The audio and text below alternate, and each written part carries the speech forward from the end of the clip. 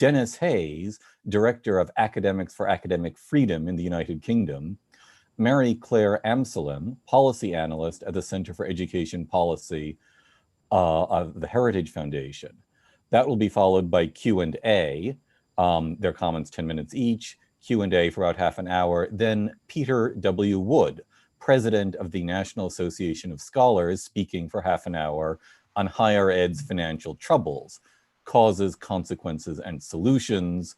We will then again have 3 comments, 10 minutes apiece. Richard Vedder, Professor Emeritus of Economics at Ohio University, and I'm proud to say a board member of the National Association of Scholars.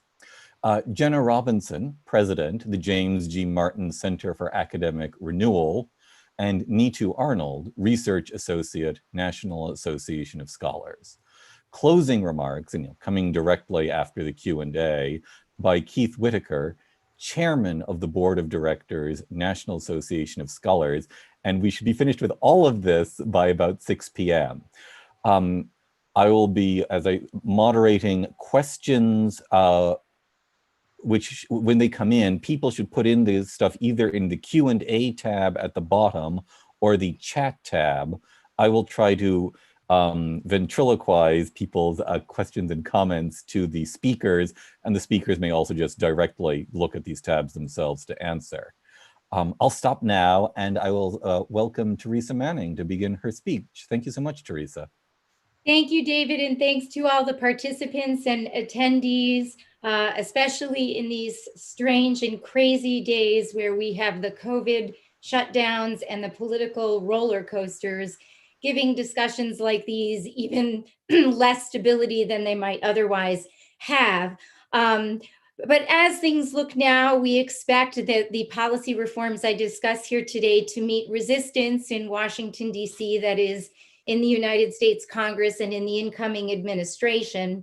We're going to keep advocating those reforms, of course, however, but we'll be looking as well to opportunities to advance those objectives at the state level, that is, in state legislatures and also in court cases in the state and federal system.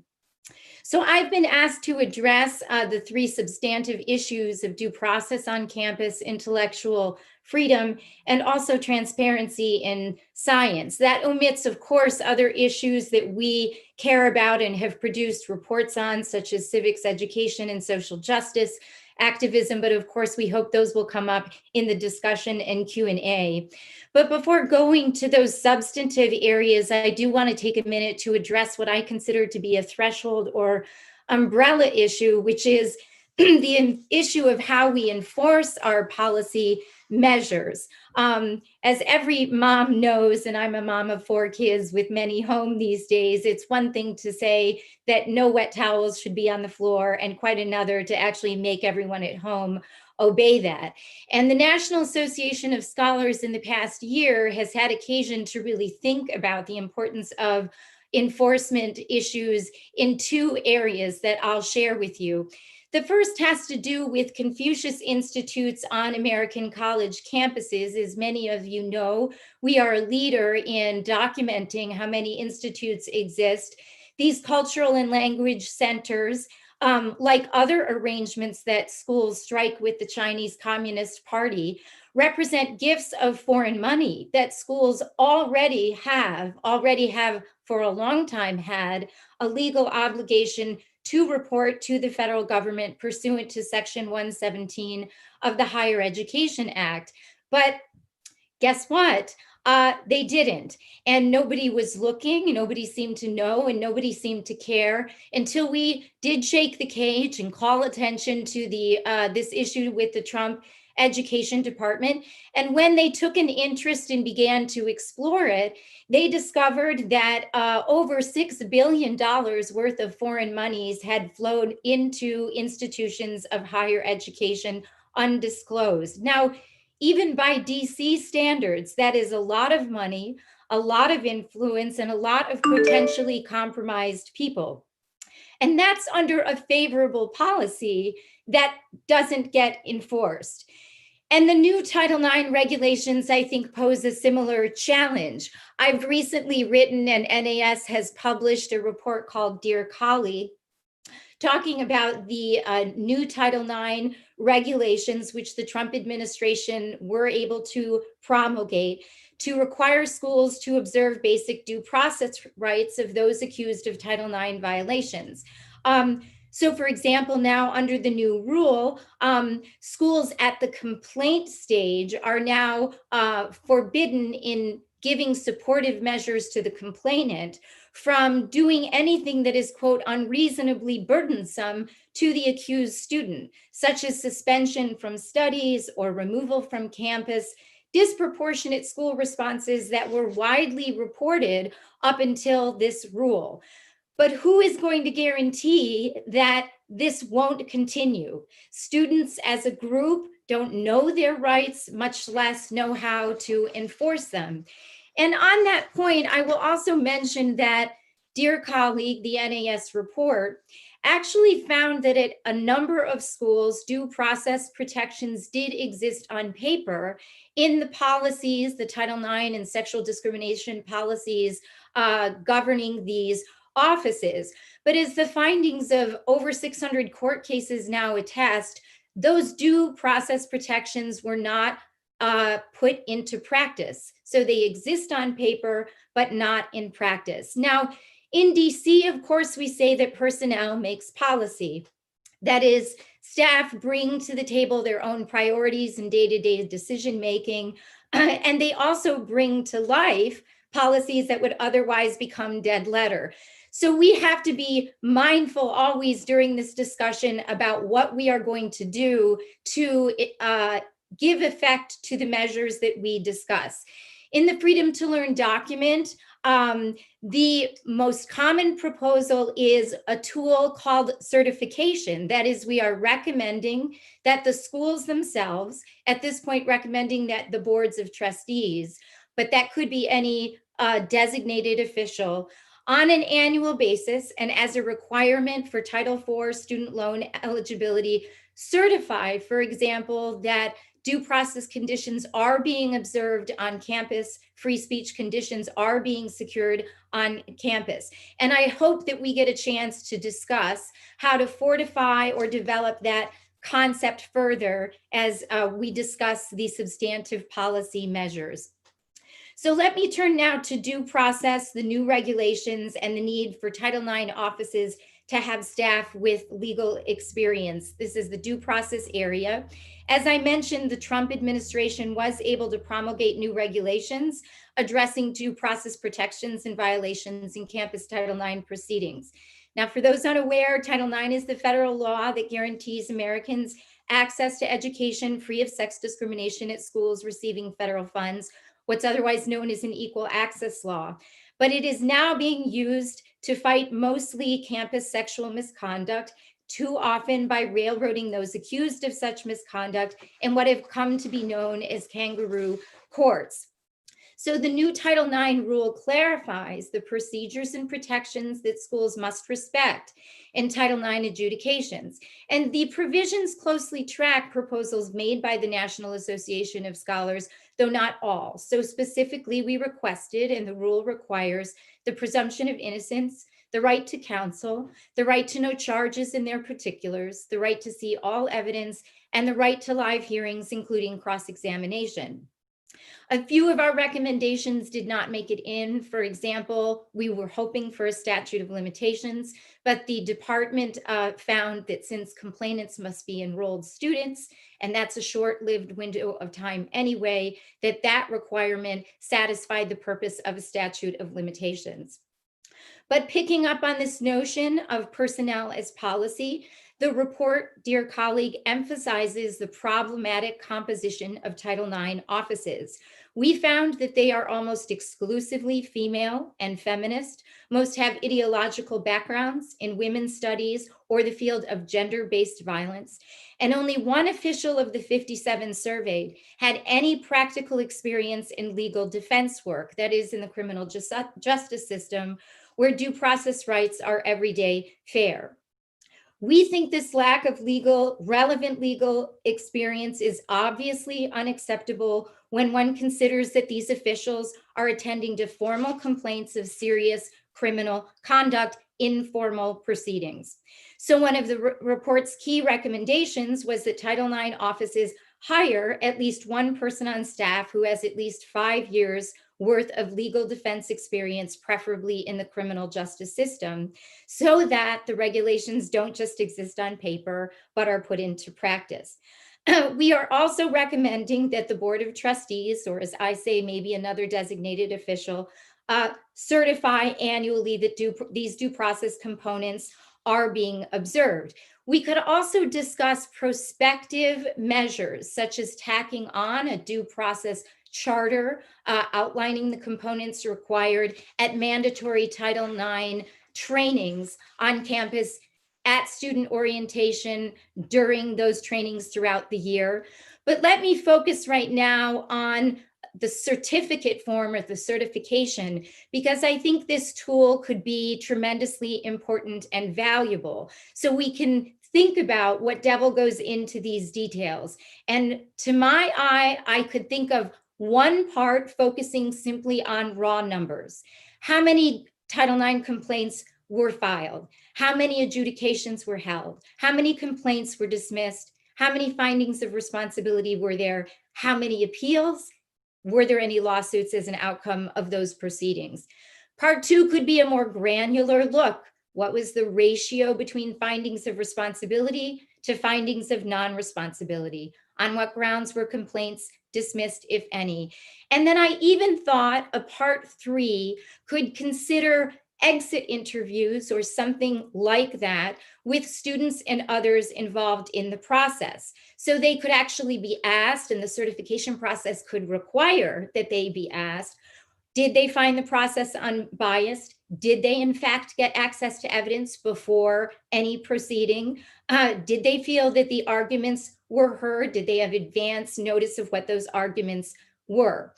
Now, of course, this can be tricky business because these are adversarial proceedings and they are adversarial. And so discontent is the rule, not the exception, especially if you have a winner and a loser. And a loser's reaction can always be dismissed as sour grapes. But I think the ticket here is to have fact-specific inquiries to show the way to find out if observance is truly happening. So is there a transcript of the cross-examination? Is there a record of the decision maker actually asking questions to show that the decision maker understood the facts of the case? So those types of fact-specific inquiries, I think, could be part of the certification process and can get us to real enforcement of the final rule so that these reforms truly take effect. Now, the second area is intellectual freedom, or freedom to learn, the name of the document.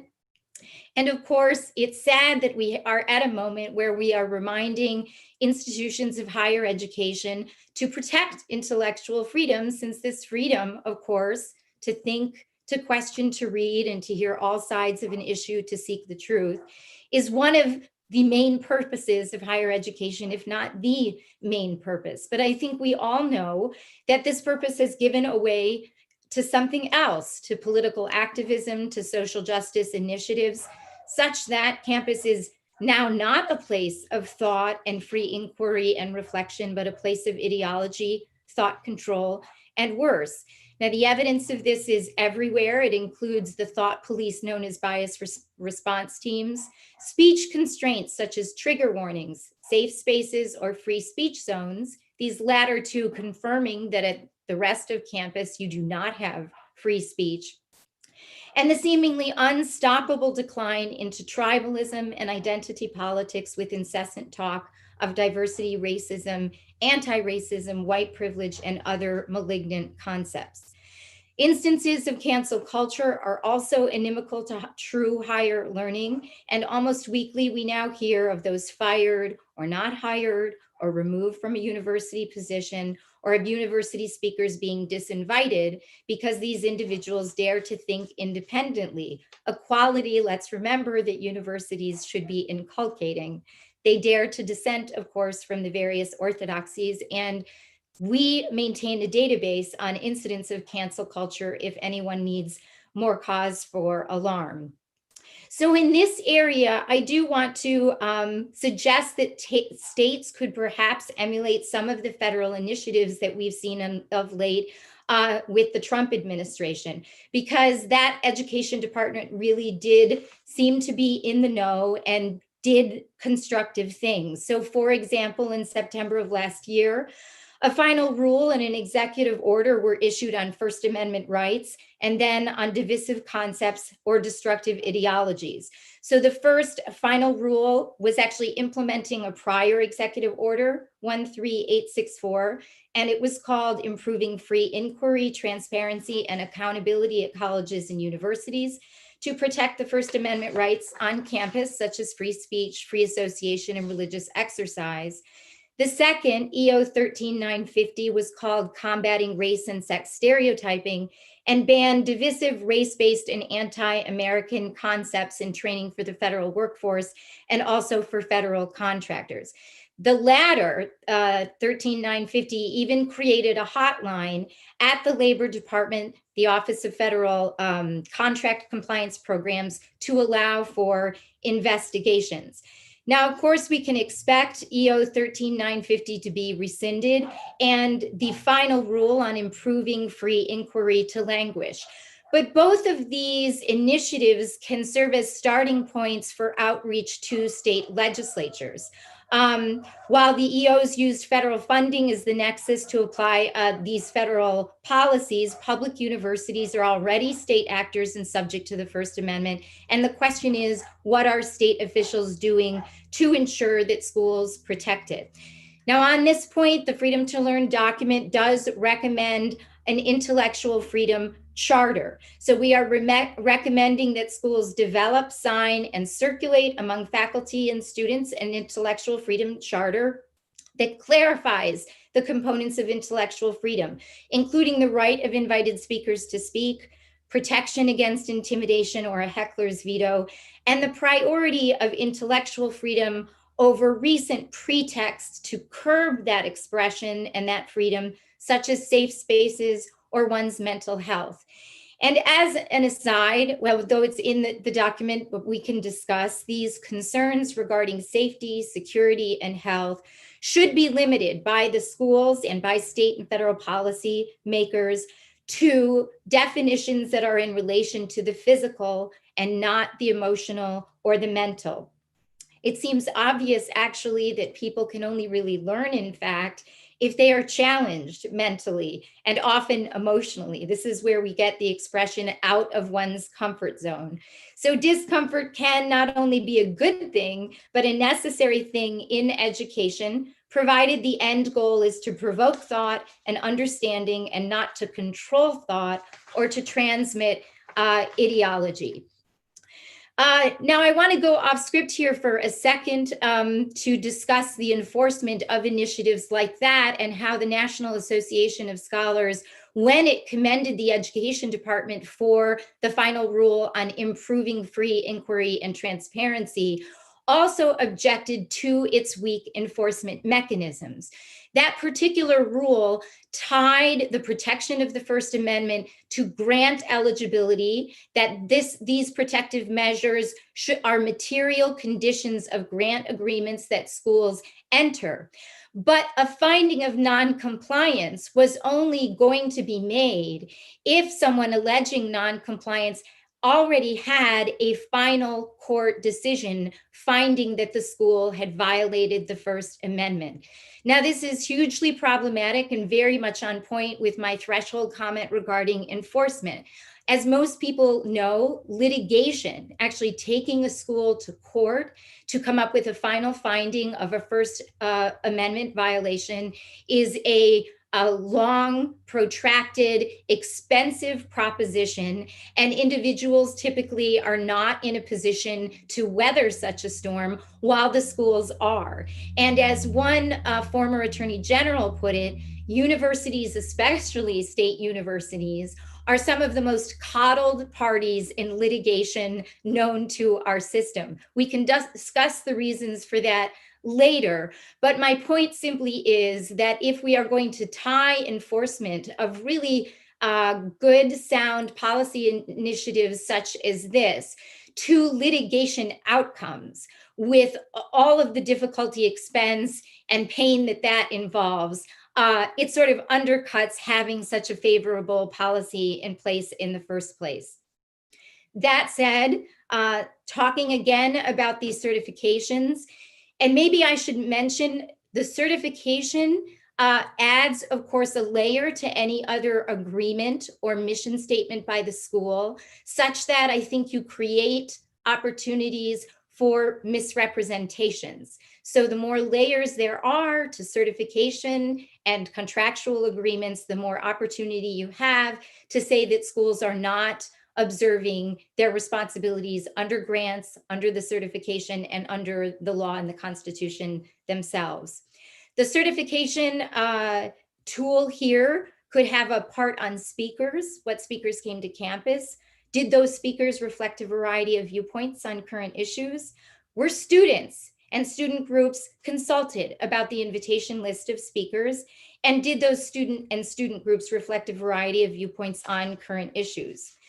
Was any speaker experiencing disruption or cancellation and prevented from speaking? This should be a matter of record in the certification document. And if yes, what did the school do about it to remedy it? What will the school do to prevent it in the future?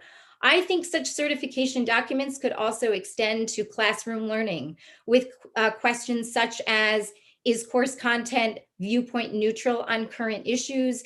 Did any student complain of bias regarding content or presentation? How were such complaints handled? Was anyone prevented from exercising their right of free expression, either student or faculty? Because we know that exists on both fronts. And then a miscellaneous category regarding campus events such as marches or debates or rallies, and if those events facilitated discourse or did they involve shout downs? Again, they should be a matter of record.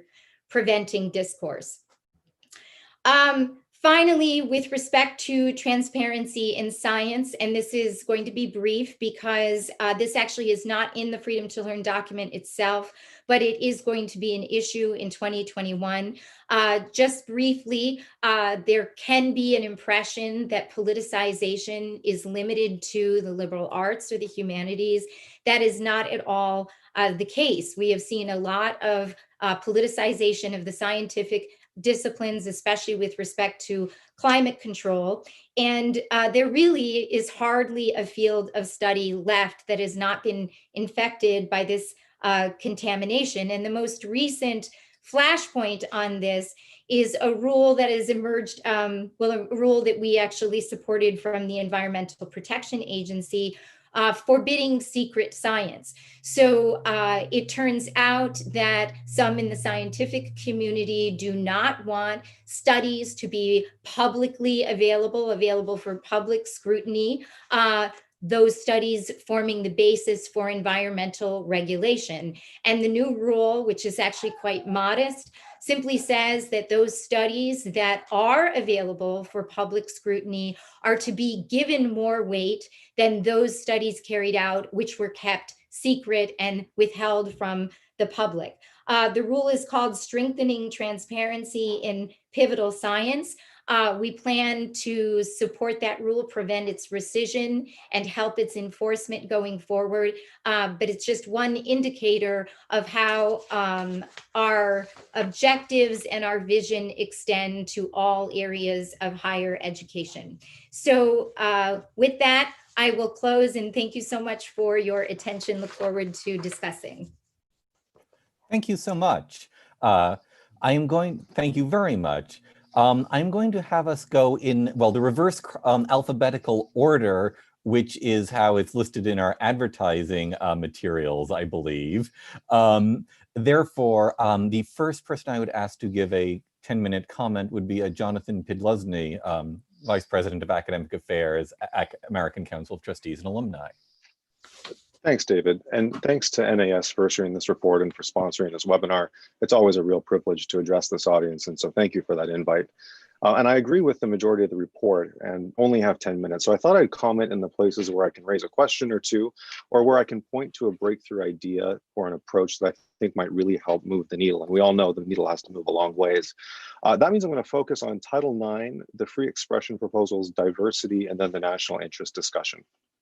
So beginning with Title IX, this is a really hard area to work on, and I really admire what NAS has done here. The new Department of Education regulations, which you helped to sort of conceive, are material, a serious improvement, and I hope that they'll survive well into this next administration. What I really like about the proposal that you put forth today is the certification requirement. I think that by requiring the board formally to certify a report about Title IX and due process, you force board members to take much keener interest in what's going on. And here, Teresa said, this could also be a designated official. What I'd say is, I think you want it to be the board. And here's the why, or the reason. I think it can really change the governance dynamic. I think at many universities, presidents and general counsel's offices, they're terrified of campus administrators, especially those who work in student life. We have good research that shows that the ideological imbalance is more severe among campus admins than even among humanities faculty. As a result, the path of least resistance is to accommodate the administrator demands, especially where they touch on hot button issues. We all saw promises by administrators of massive resistance to the new Title IX regs. And these were all over social media, and that's really one of the sources of their immense power. Here, I have an anecdote from my time on the university board. I fought for the clear and convincing standard. I failed. But what I will tell you is I had a decent relationship with the general counsel, and her basic argument was, I promise you that we will give these kids due process, but please do not make me fight this apparatus. I mean, she said it will be messy, it will take forever. And ultimately, I didn't have support to push it. So I think that this can really change the dynamic by forcing trustees to learn, and by forcing the governing board to engage on this issue. This helps what I just explained helps, I think, to explain what was long a mystery to me. And that's why universities weren't moving, at the very least, to the clear and compelling standard, the clear and convincing standard, simply from a desire to minimize the risk associated with litigation on due process grounds, right? So the answer, I think, is that personnel is policy, as Teresa said, and no president wants to go to war with his or her student life apparatus. If there's one constituency more powerful, it's the board, right? So that's why I think this is brilliant, requiring board certification of the history of Title IX, its policy processes for the year. And board members, of course, have to remember they have a fiduciary responsibility to the university, which means they can't be easygoing about exposing the institution to risk. And as we all know, one last point on this, there are hundreds of cases pending right now, right? Due process cases against universities that didn't give an accused student a reasonable process. And so moving to the free expression proposals, I don't think there's a graver crisis on campus than the state of free inquiry and expression today. We hear new anecdotes every week. We have survey data. We know students refrain from discussing controversial topics. We know faculty adjust their teaching to the favored viewpoints, and we know that there are severe consequences for those who step out of line. We surveyed 2,100 students last year. I'll give you two top line results. 61% said that they censor themselves. We asked if they refrain from expressing their opinions, at least occasionally. So 61% say they do so at least occasionally. 56% answered that it's hard to have open and wide-ranging discussions about President Trump on campus, right? Is there a more important policy issue? And 48% agreed or strongly agreed that pressure to conform to political correctness can negatively affect the development of close interpersonal relationships. 78% of Republicans said that. So as Teresa noted, the Trump administration took a major step in the right direction with its final rule implementing Executive Order 13864, and this is the second order, the improving free inquiry order. It requires institutions to live up to the academic freedom principles they espouse, which means that religious institutions can build an environment tailored to their own priorities, right? Where, for example, character formation in light of a certain understanding of human virtue takes precedence, and that's good. The problem with the rule is enforcement, right? So the rule allows the Department of Education to impose a proportionate penalty where there's already been a judicial determination, but it doesn't have to, and the rule is clear on that. This means that we're generally reliant on litigation in the courts in individual cases to force institutions to respect their own academic and free expression policies. So it's good, but it's hard to use and won't be used by the next administration. I will say that there's an important caveat here, right? I say generally reliant on the courts because educating trustees about the rule is something that we can do and something that we're doing, right? The fact that it exists changes what it means to mitigate risk, I think, right? And so there is also that, that angle that can be sort of worked on the rule. What I like about the NAS recommendation here to require the development of an intellectual freedom charter in order to remain eligible for Title IV aid is that it's universal, right? It applies to everyone with a two-pronged enforcement mechanism, right? There's the board certification as well as the courts. My concern has to do with institutions that have a religious affiliation or mission, right? Now, the NAS proposal understands this and rightly proposes that the language be calibrated to, quote, ensure this charter will not infringe on the right of religious colleges and universities to enforce speech and association policies that uphold their mission statements, and so on, statements of faith. So that's right and appropriate, but I wonder how the statute will actually read in the end, right? Will it say something like Title IV eligibility is restricted to religious institutions and those that protect free expression? You have to do one or the other. What about a private college that claims a social justice mission and makes a First Amendment argument, right, on speech, assembly, and association grounds? So I guess my question is whether this would open a government support for religion can of worms on establishment grounds. And I'm no First Amendment scholar, but my instinct is that the more modest language in the Department of Ed rule was designed to not expose to this type of constitutional challenge. And so this one is just a question that I raise for those who know more than I do. So turning to the diversity section, this one's hard to comment on mainly because I firmly agree with the intention of the proposal from beginning to end. It's clearly inspired by the Calvin Committee report, and I don't think there's a better model for a university to follow when it thinks of intellectual climate.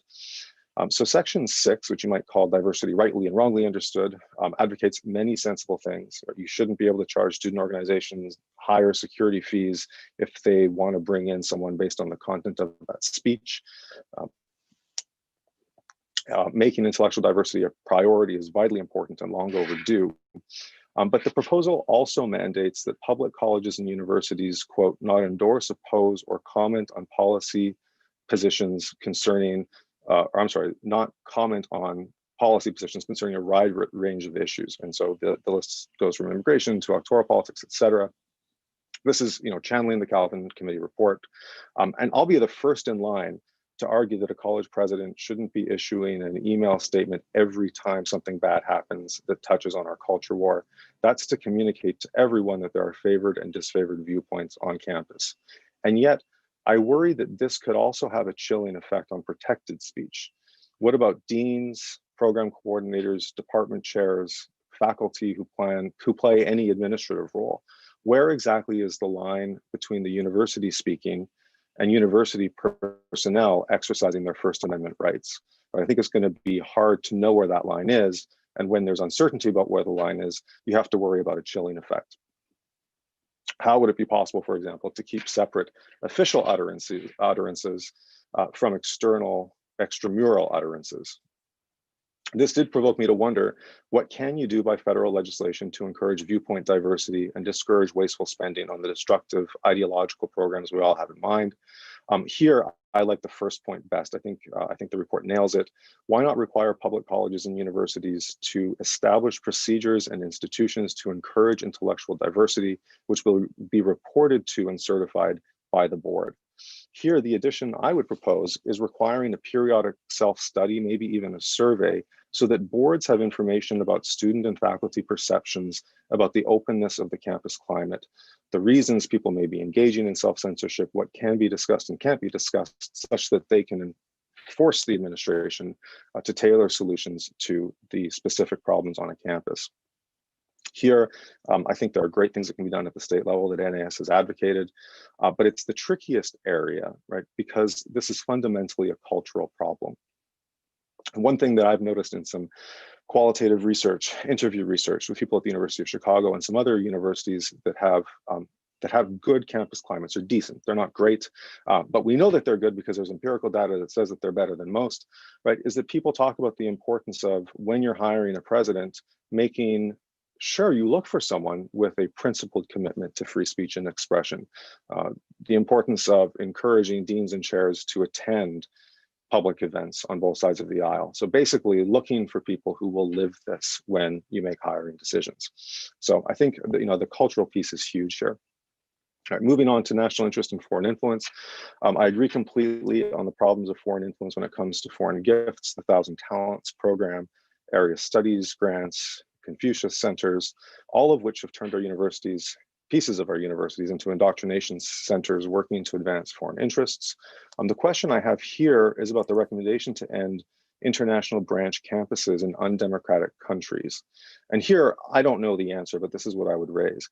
I understand that their revenue centers, they make the institution to some extent beholden to nasty political actors. But I also wonder whether they're doing a great deal of good by educating the elite in those countries, many of whom will one day rise to leadership roles. This may be the only way that they are exposed, even if not sort of officially or systematically, to liberal democratic principles. And here I think of Turkey's emergence as a Western-aligned country after World War I, though I admit completely that under Erdogan, the backslide has been all but transformative. Where did the young Turks come from? Well, they were the product of the military and bureaucratic academies, the schools of public administration, that brought in French instructors to help the Ottoman Empire catch up militarily and the way in bureaucratic organization in the 1800s. Right. So could something similar be happening by getting these views into the Middle East and even China? And I think I'm almost at the end of my time, but I can't resist saying one quick thing about civics. Hardly anything is more important today than funding productive civics education. And NAS has done great work to draw a big, bold line between civic literacy, focused on facts, understanding, objective and balanced history, and civic activism and engagement. So we need to rebuild political friendship if we want to heal, or if we want a healthier public dialogue. And building political friendship begins with shared understanding of our principles and history. This is vital. It's a public good. So I agree completely that restoring funding for the American History for Freedom program is a great idea. But here again, personnel is policy, right? And so I think if anything, and I generally don't say be more prescriptive, but if anything, why not be more prescriptive here and mandate programs focused on primary document literacy, right? So court cases, founding documents, speeches. Here I think of the late Justice Scalia, who apparently said that he spends so much time crafting his dissents because it's one thing law schools can't not teach. So again, no matter who's teaching founding documents, a lot of people are going to learn something. So I think I've gone a few minutes over, so I'll leave it at that, but hopefully we'll have a chance to comment on a couple more things in the Q&A. Thank you so much. And I will then go to Dennis Hayes, reverse alphabetical, as I say, Director, Academics for Academic Freedom in the United Kingdom. Professor Hayes. Oh, thank you. I welcome the opportunity to comment on the Freedom to Learn policy paper and its proposals. But I'm struck by Teresa's comment about the wet towels on the floor. And it's very easy to set a regulation, but it's much harder to win the arguments for it. And I think it's great that a lot of these proposals have come forward, but you now have to argue for them. I know you know this, but as we don't have the First Amendment, we have to, in the UK, argue all the time for basic free speech rights. But something is quite interesting, is happening is that because of policy reports, we're moving towards a situation where the government is likely to respond with a new academic freedom bill and major regulations covering a lot of the things you've talked about. And this is a result of recent policy reports that have come out from KEO think tank, Civitas, and Policy Exchange. And I think I'll summarize their recommendations, but they recognize that Spiked produced free speech rankings in the way that FIRE did, and Civitas has just done it to show that 86% of universities restrict free speech. 35% severely, and only 14%, that's 19 out of 137 universities in the UK, are relatively friendly to freedom of speech, including, I have to say, my own university, and there might be reasons for that because of the way I argued for free speech and various other things. But I think the recommendations that are going to come out are for suggestion that we'll have a national academic freedom, free speech director and a team, and as well as asking every university to adopt a charter, or the AFAF statement of free speech, or another freedom statement of free speech, even the Chicago statement. But what they have also recommended, and this is interesting, is an academic freedom champion in every university. And this is where it worries me, because I act like an academic freedom champion in my university, and you know that what happens is that it produces passivity, as everybody then just leaves things to the academic freedom champion. But I can see we're going to go down this line, and it's concerning because it's all the regulations are already there. I mean, the concern with cancel culture, which is, was a big issue for the British government over the last few years, led them to make sure that we have a regulator called the Office for Students. Interesting name. It's not an office for academics or academic staff, it's the Office for Students, which is a regulator. It controls what we do. But it's now a condition of registration at every university that it must have a free speech policy and be committed to free speech and show its commitment, evidence its commitment annually, the sort of things you're asking for. And they say on their website, when they're discussing free speech, that they stand for the widest possible definition of freedom of speech, anything within the law. They're reluctant to use their powers, though. And the interesting thing is many people don't know about them. And that's, I think, Teresa mentioned this, and it's quite common. You get the policies, but the practice doesn't change. And I think that's where we are in the situation. I think it's quite an important moment, and how it will go, I don't know, because it's absolute news that this is happening and being discussed in government at the moment. But I want to make 3 comments in relation to the policy document and relate them to the UK. One is on finance, and that recommendation about switching funding from administration to the more academic parts of the university is something that will be welcomed everywhere. But you may not have the same thing, but we have a lot of people engaged in promoting the student experience. Almost every university in the UK now wants to be the leader in the student experience, not the academic experience, which is the real experience of students, but organizing their private activities and making them feel happy. And it's tied into lots of other initiatives.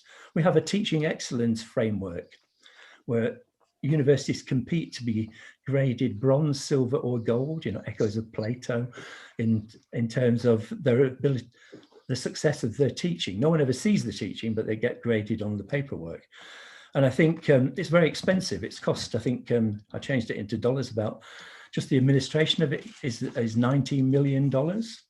But like the Research Excellence Framework, which is another league table we have, the actual cost of it is something like $248 million, $340 million a year. And that doesn't count all the time that universities spend on it. So our time is utterly wasted on these activities, and everybody is very, very keen on them. And I think universities are quite happy to do it. So money is wasted. And I think tackling that is a really, really important issue.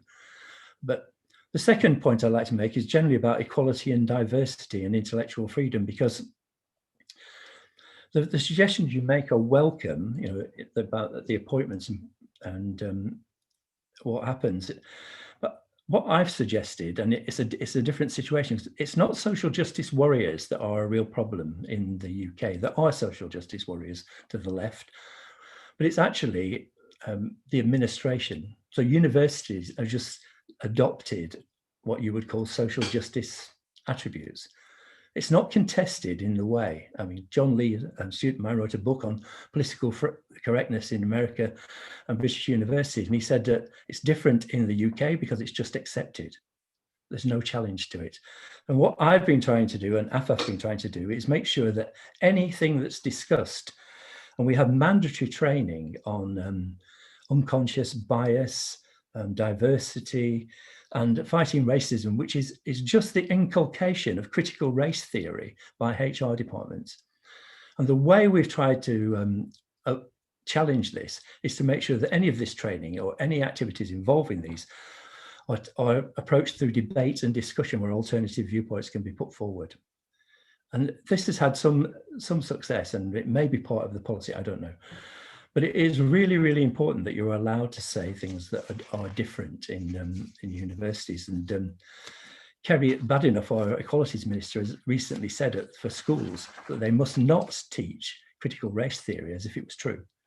It's just one ideological opinion. So things are changing, and it's quite interesting. And I have gone around with talking to people in the UK about Title IX and the impact it's had, and the scandalous cases that have come up. Of course, no one's heard about it. I noticed that Teresa had to mention, explain what it is. But there are lessons in that for the UK, and we don't want to go down that line with it. But I say that with a caveat because we're almost there, because we have endless cases of disciplinary and grievance issues that are taken up and take months of AFAF's time and individuals' time, and can ruin people's careers and students' presence at the university. But they're all subject to confidentiality clauses. So if you raise an issue within a disciplinary or a grievance, then it becomes another disciplinary issue. And I'm talking about trivial issues here.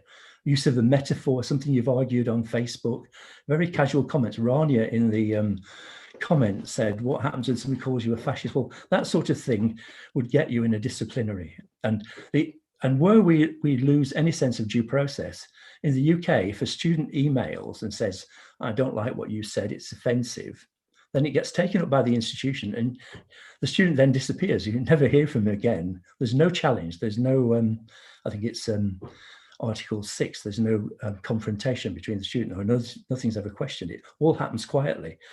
And it's quite scandalous. And we've listed a lot of these cases, and we try to get publicity about them, but it's very, very difficult. We had one person we defended who exposed what had happened to him after another job and retired. But that was to save him from persecution. So we do have a sort of Title IX issue. And so I think a lot of the things you say are applicable and are very, very interesting. Yes, but I just want to raise one perhaps critical issue, and that's concerning the references to safe spaces, trigger warnings, emotional well-being and intellectual safety.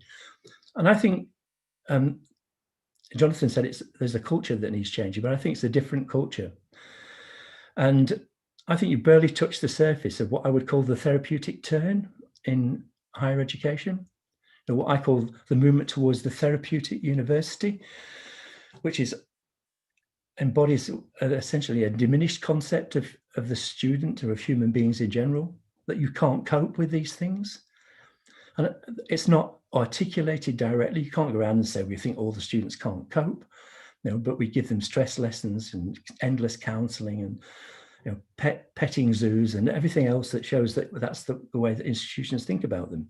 So if we don't recognize that there is a therapeutic culture, and in the UK, we've gone from self-esteem to self-reliance to happiness to mindfulness now, obsessions with mental health, that's become a major duty of universities to deal with these issues, then we're not getting to the basis of what sustains the challenge to free speech. Because if you're emotionally offended, and that becomes part of the system, you must never be offended. Unless you challenge that, you're never going to win the arguments for free speech.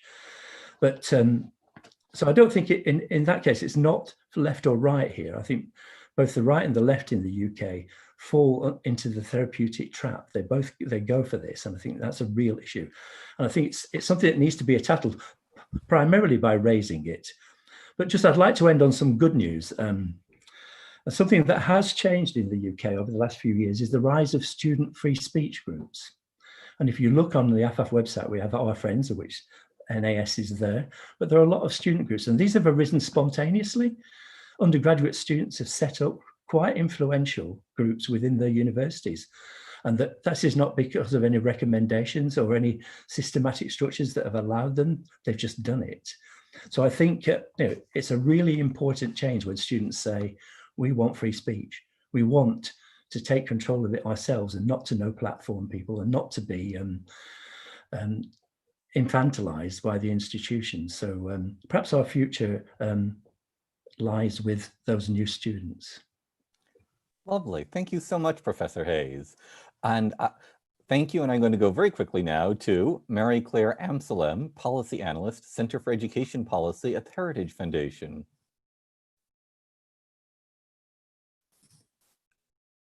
Can you all hear me? Okay. Yes. Sorry about that. Thank you so much, and thank you to the National Association of Scholars for inviting me here to speak with you today. I'll keep my remarks brief so that we can quickly get into the Q&A. I think we'll have a great discussion there. But Freedom to Learn, amending the Higher Education Act, is an excellent document containing essential policy proposals to pave the pathway forward in higher education. The dual crises facing higher education today, cost inflation and the assault on intellectual freedom, requires bold policy reforms to restore public faith in our institutions of higher education. Indeed, public trust is a problem for higher education, and it was far before the coronavirus pandemic. According to a 2019 Pew Research poll, only half of American adults think that colleges and universities are having a positive effect on the way things are going nowadays. About 4 in 10 say that they are having a negative impact. And one can only assume that those numbers have increased since the time that that poll was taken. Americans all across the country are predictably questioning why they are paying out an outrageous price tag for an education that is far from a guarantee of career success. Couple this frustration with the growing assault on students' First Amendment rights on campus leave both students and parents frustrated with the very institution of higher education. By way of solution, Freedom to Learn lays out an important groundwork for a better path forward. Specifically at the Heritage Foundation, we have long advocated for reforms to the federal student loan program that I think permeate many of the problems that we have discussed here today it's essential for the pathway forward. So it has become abundantly clear that the federal student loan program does more harm than good. Indeed, the passage of the Higher Education Act in 1965 fundamentally altered the funding structure for our universities and thus the culture on our universities. The easy availability of loans to students with no consideration given to a student's creditworthiness sets a student up for failure, as well as provides universities with an unaccountable blank check. Placing significant stricter caps on federal loans, as well as adding basic requirements for aid eligibility, would be a significant step in the right direction and would help alleviate many of the problems we're discussing here today. However, the inefficiencies of the federal student loan program have implications far beyond the merely financial considerations. The blank check from universities receive have made these institutions unaccountable to their customers. Schools have no skin in the game, and skin in the game is a phrase that we often hear nowadays, but I think it's fundamentally important to discussing how we can get universities more accountable to their students. So if a student is unable to pay off their loans, this does not have immediate implications for the university, and that's a major problem. Therefore, universities have no strong incentive to change their academic standards, even if overwhelming graduate data indicates the students are not faring well after graduation. This may explain why we have seen significant rise in courses of questionable market value, as well as significant crackdowns on freedom of speech and rational debate. I agree with the report that requiring schools to develop a charter of commitment to intellectual freedom is paramount in this moment. However, such a reform should be coupled with changes to the federal student loan program to remove financial cover for what we would all probably deem as bad behavior on the part of the universities. Instituting a charter for intellectual freedom without fundamentally changing that funding structure might see those changes sort of lost in the weeds. I would additionally echo the call for more civics education. As we leave the horrible events of 2020 behind us, it remains abundantly clear that Americans are sorely lacking in knowledge of their own country, its founding, or the most basic workings of its government. This is the true crisis for our democracy. We hear a lot of that phrase thrown around a lot today, but the lack of knowledge of our country or how it's meant to work is a true crisis for our democracy going forward. And I would argue that cancel culture that we've talked about a lot about here today rose from the ashes of our catastrophic ignorance of our own founding principles. I'd like to turn for a moment to accreditation reform, which received a fair amount of attention in the report, and I think that that's a wonderful thing, because I think we can't underestimate the effect that accreditation reform can have on the culture on college campuses. So the report calls to prohibit accrediting agencies from including any political criteria in their standards, as well as to ensure that accreditors do not trespass on the religious freedom of religious colleges and universities. It continues that no accreditation standard implicitly or explicitly can require an institution of higher education to commit financially, programmatically, or otherwise to concepts such as social justice, diversity, multiculturalism, all those buzzwords. I think this is fantastic. I think this is a great step forward. I think we should be focusing on our accrediting agencies. It seems like sort of a nuanced topic that that might not have a lot of impact on a lot of the larger issues that we're discussing here today. However, accrediting agencies have the power to maintain the status quo in higher education. They have the power to determine what higher education should look like and how higher education should persist, and they protect the higher education monopoly. If we want new providers coming in and challenging the higher education monopoly, saying that they can provide an education for lower cost, for example, provide education that does not threaten the First Amendment rights of students, things like that, things that we want to see happen in our higher education sector, this can happen through accreditation reform. So I applaud the report's focus on accreditation. By way of possible remedy, this exists in legislative form in the Higher Education Reform and Opportunity Act. This includes accreditation proposals that I think would do a lot of good.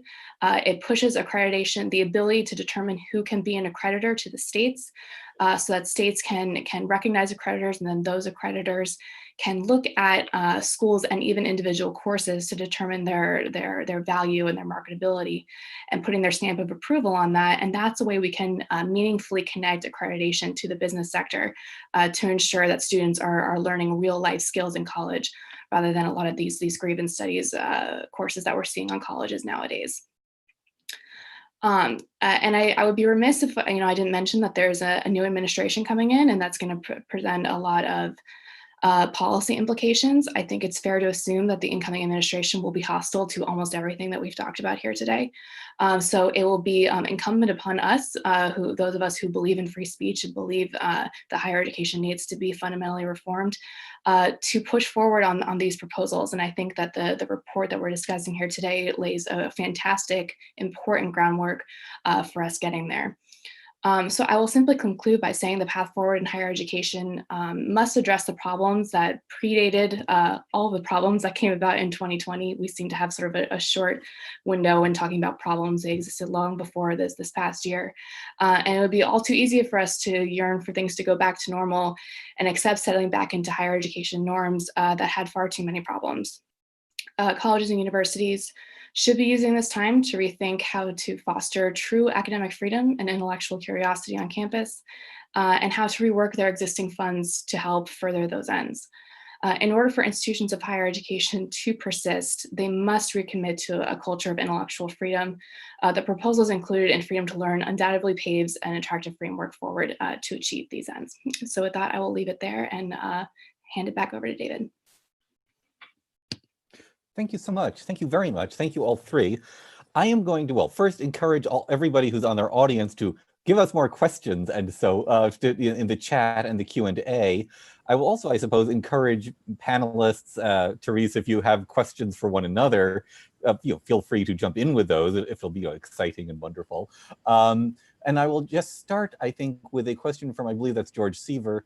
Teresa, what is the status of complaints to and by the Department of Justice involving race and gender that go well beyond strict scrutiny, and particularly involving, active discrimination against white men as a category? Oh, sorry, Teresa, you need to unmute.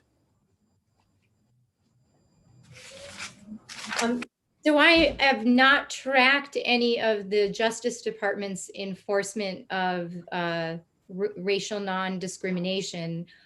we paid the most attention to Bob King, who was the secretary for the Office of Post-Secondary Education, and started an investigation of Princeton when Princeton University's president said that Princeton University suffered from systemic racism. And that investigation was to say there had been misrepresentation in the program agreement that Princeton University signed. So I've paid more attention to that activity coming from the education department than I have, I'm sorry, from the Justice Department. So if anybody else is aware of Justice Department initiatives, please jump in.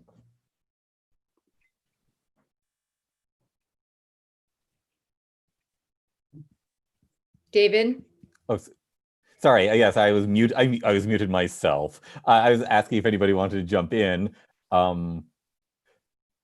If not, I'm going to actually go back to Ranya's question, which I think Professor Hayes answered. What do we do regarding freedom of speech on campus?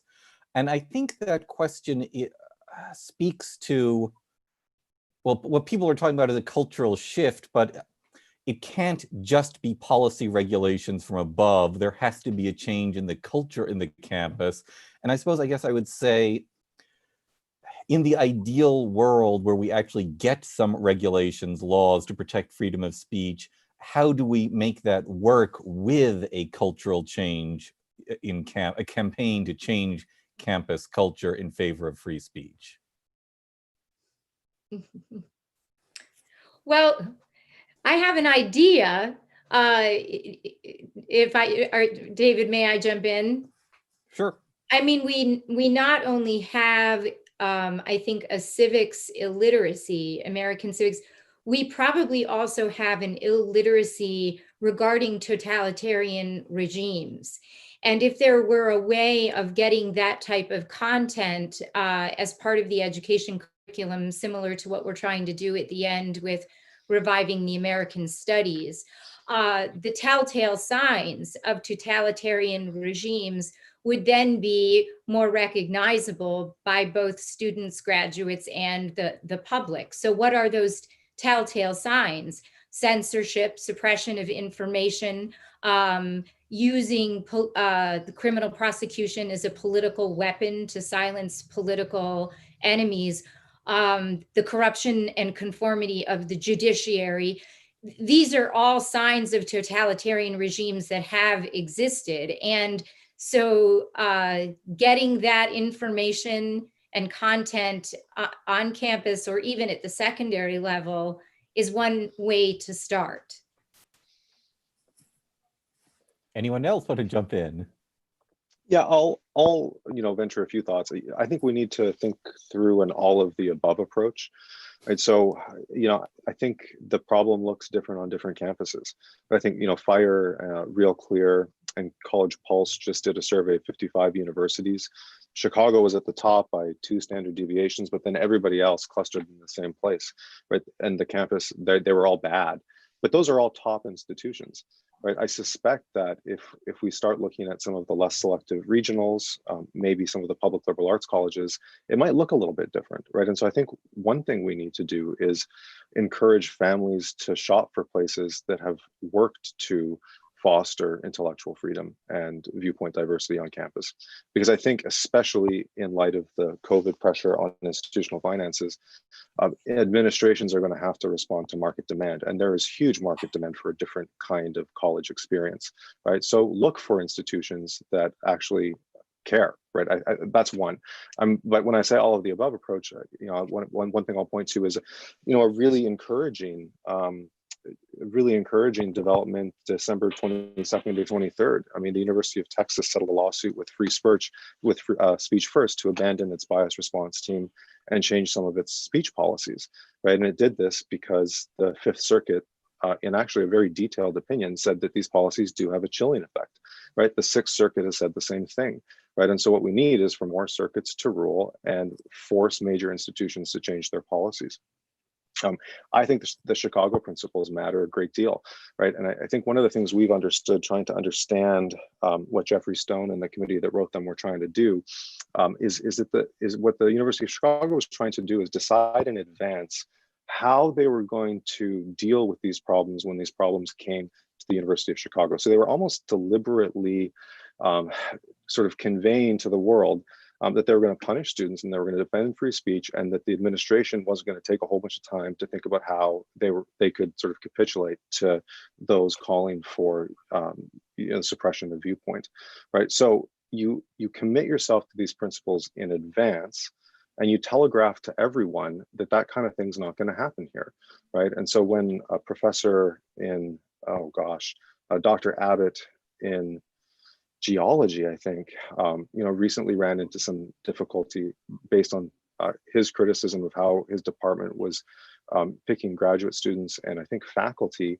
The administration supported him, right? And he explained that there aren't many places where he could have counted on that.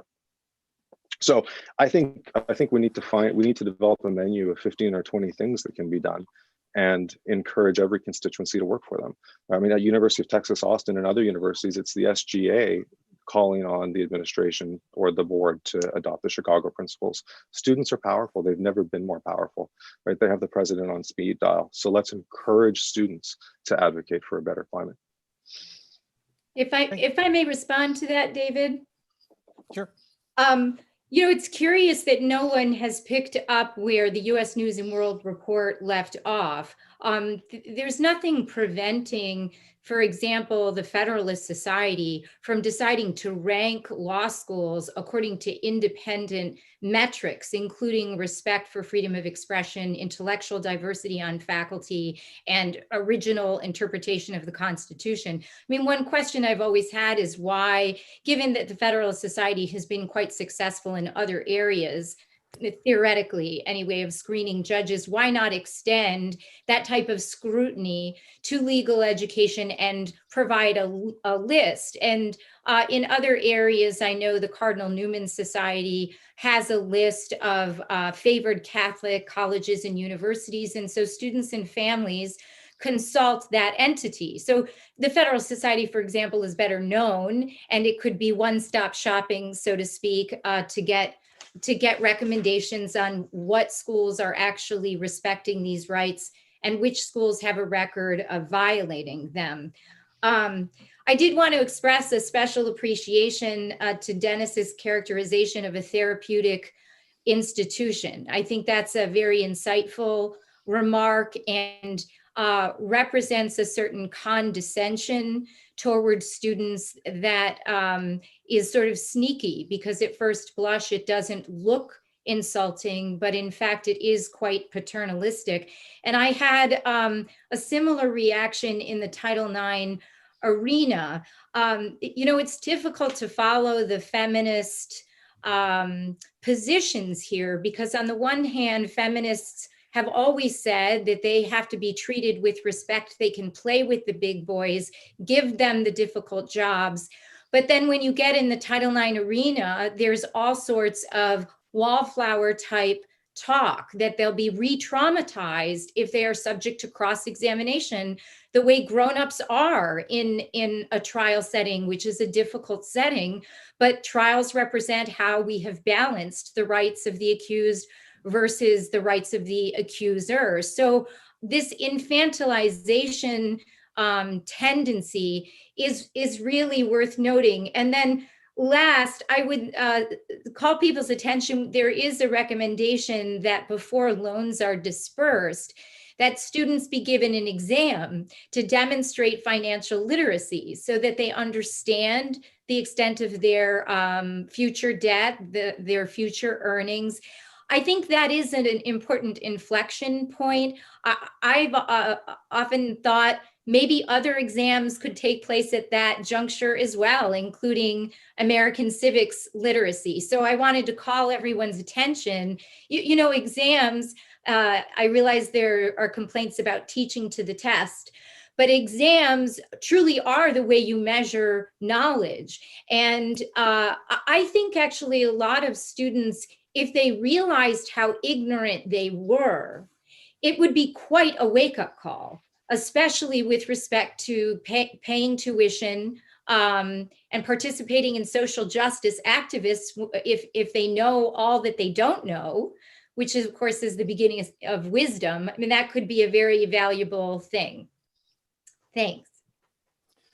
Thank you. I'm going to interrupt. Well, one to say there was a comment of thanks to Professor Hayes for providing a series of helpful links. I guess I would say everybody who's contributing today, either of the panels, if you have things that you think people should would benefit from reading, please send them to me. Send them to Chance Layton, and we can see about sort of putting up a sort of a general list of good readings for everyone. We've gotten a number of good questions coming in. Oh, and also a question, will there a video transcript be available to us? Yes, the video will certainly be available within 24 hours. Transcript, I don't know about, although ask Chance Layton, layton@nas.org. There are we're having questions about what students and parents can do without making themselves a target for retribution. The question about is it time to get rid of accreditation as a whole? And a question, is there an example from the US or UK of a university board that's been able to shift the institutional culture towards academic excellence and academic freedom? I'm just going to mention them to all of you in case people want to step in. I'm going to have to ask about maybe it's time to get rid of accreditation as a whole rather than just change it. Do people have bold Napoleonic answers to that, or thoughtful prudential considerations? Well, I think that the criticism of accreditation is definitely valid. I think that accreditation has done a very poor job of quality assurance. Whether or not a university is accredited doesn't really tell a student much of anything about the quality of the education that they're getting. So I think that it's certainly time for us to be cracking open the doors of accreditation and looking at where reform can come from. And as I mentioned in my remarks, I think that that's sort of a hidden gem to fighting a lot of these cultural issues on campus. I think we need to look at accreditation as a means for challenging the higher education monopoly.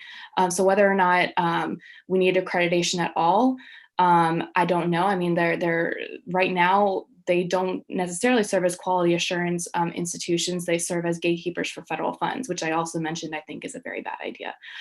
So I think that turning accreditation on its head, no matter what that looks like, is definitely something that we should be discussing further. Yeah, I agree. I wouldn't go so far as to say that it's time to get rid of regional, they don't want to be called regional accreditors anymore, but I wouldn't go so far as to say we need to get rid of accreditation in principle, but we have to blow it open. And that the one element that I'd add to what Mary Clara said, which I agree with completely, is that they're not only gatekeepers, but they drive costs up because they require that institutions focus on inputs. So how many books do you have in the library? I mean, how are you evaluating your programs? How do you evaluate and how often do you change general education? A lot of these things drive costs up without necessarily driving quality up, right? And so what we would like to see is for accreditation to be blown open in such a way that experimental universities can propose their own manner of tracking and assuring quality by looking at output, right? Are students making cognitive gains? Are they developing skills? Why not find new ways to assess whether or not you're developing a quality education at a quality price? And then the accreditor would hold those programs accountable for their own sort of mission-aligned metrics. But and there are disciplinary accreditors that do this and that do it, I think, quite successfully. So that's not quite getting rid of accreditation, because I think there'd be a concern of a race to the bottom in that case.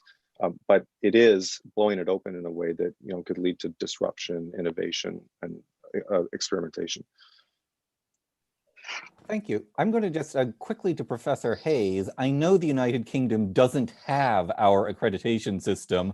I believe they have I've just gone to Wikipedia, a government-appointed agency, the Quality Assurance Agency for Higher Education, and a variety of external examiners. I was just wondering if you thought there was anything in the British experience which would speak to the question about accreditation here, and I suppose whether you want mild reforms or drastic reforms. Well, the new regulator, the Office for Students, the QA is part of the remit, but they do have total control. I mean, they can close down universities and fine them if they do have to report every year on what they're doing. So the registration involves more than free speech. There's a whole system of things. So we are very heavily and centrally regulated. Yeah. I mean, George Ritzer came over to talk about the McDonaldization of higher education, and he said it's much worse in the UK than it is in the US. I think that's absolutely true. We are much more regulated. But I noticed in the chat it says, "Are there some universities that have changed the culture?" Well, we have the University of Buckingham, which is an independent university with 2-year degrees. They've always had a free speech. They've always come first in the free speech rankings, and they have a culture of free speech and academic freedom. And they do that by being very minimalist. They don't have many policies. They just have clear statements. And I'd had a challenge with my own university, and I have recommended this to the Joint Committee on Human Rights in the House of Commons and to government. I wrote the policies for my university, which are very short, and we are changing the culture. Because if you take our free speech policy, it basically says there's free speech. And if you want to ban a speaker, we have an external speaker section to it, then it's such an important matter, it goes straight to the governing body of the university. We've had no bans, and the free speech exists. And I think it's somehow wording it, and I think it's, you have to do it individually. Certainly we have to do that. And it does change the culture. And if you take the University of Liverpool, to give an example, I think it has a 35-page free speech policy. So when you have an initiative, and I'm sure it's not done intentionally, I just think it comes out of the epiphenomenon of committees. A committee says, let's have free speech, and then they put 20,000 clauses to it and lots of suggestions. I don't think it's necessarily ill-intentioned, but it just happens. And so just taking out the word offence from every policy, which is one thing we did, being offensive on social media outside of your professional role. And we defend lots of academics who a student will just complain about something they've written, usually in a newspaper, because they're not reading the articles or books. So and then they'll say, I don't like what you're saying. And sometimes the universities will defend them, often not. But there is a development, I don't know if you know about the Free Speech Union in the UK. It was set up by Toby Young, the journalist who wrote How to Lose Friends and Alienate People. But he's it's an actual union to defend people's free speech, whether in universities or in ordinary life. So he's defended firemen, actors, academics, and gathered a lot of money together to defend them. So, the issue about it being expensive, it is, and we did warn him because I'm on the advisory board. But that's making a tremendous difference to free speech in the UK from a legalistic point of view. But you still have to win the arguments, and that's the difficulty for us. And just on one issue that really is slightly depressing, I mentioned Samuel Patey. Do you know Samuel Patey? Patey? No? Maybe. Well, everybody said maybe. I always mention this because he was the French teacher who was beheaded by an Islam. And we did ask, and lots of people asked, for any university vice chancellor. Not one made any comment about it. It's only 26 miles away, and nobody said anything about it. So in that sense, you tell you where the free speech is controlled. And Kenan Malik, and as I interviewed him about this, who wrote From Fatwa to Jihad, and he said that what's happening in universities, they've internalized that fatwa. They don't offend not just a religion, but they don't offend anybody. And I think that's just recognizing that we're doing that and self-censoring all the time is part of moving forward. But it may just be the way we work in the UK, because we have to have the arguments all the time. And there is a debate, I think we'll get something like the First Amendment. And my worry is what I've said. We have the First Amendment and say, we've sorted that now, and everybody will go to sleep, especially academics. And I just on the censorship note, if you think about free speech from student or university point of view, in Derby, we're a 70 to 80% Brexit area. Right? And the one thing you didn't do if you're in universities is say you were pro-Brexit. 9 out of 10 academics were pro-EU. And the students soon learned that. They refused to speak in class because they knew they'd get hostility. And, how do you break that? it's really difficult. But you just got to get the students that have the confidence. And I think, somebody said, what can you do? And I think students just have to be brave enough to set up a free speech society. I know, even arguing for a debate, I used to think I was safe because I argued for free speech. I didn't actually say anything controversial, just argued for free speech. But now that is something you get cancelled for. And I think, things have changed, but you just have to be brave. And students used to be very brave about this.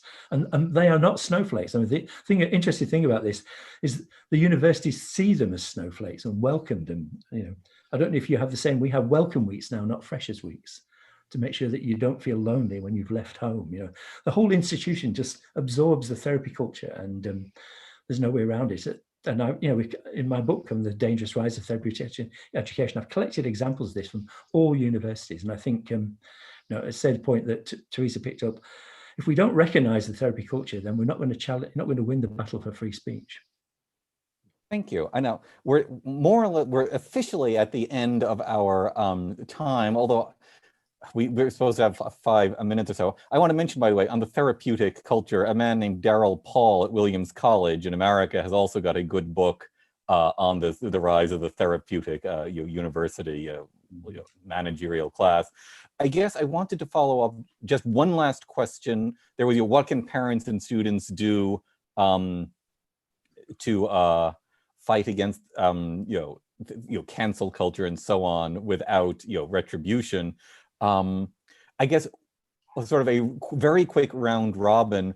One thing that any individual listening on this call should do to support policy change, to support the reintroduction of liberty, accountability to the universities. Teresa, I'll start with you.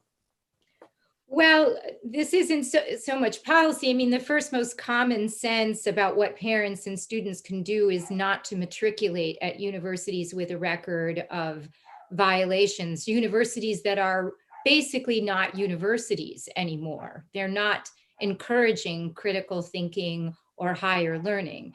So the obvious examples are Hillsdale College and Grove City, that don't take federal funds. So that's just a common sense step. But to join organizations like the National Association of Scholars, which, because strength is in numbers, and we do, when approached, we do try to help students and faculty members who are struggling with totalitarian administrators.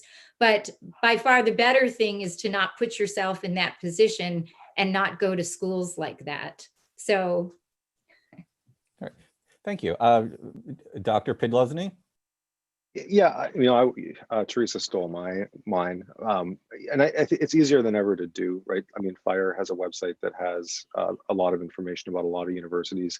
So do we, right? I mean, we have information about which universities operate bias response teams, which universities have adopted the Chicago principles. So since I can't use that one, I'll say advocate for the Chicago principles, right? I mean, make giving contingent upon the adoption of the Chicago principles, because I think that universities that live by them know how to react every time there's a controversy.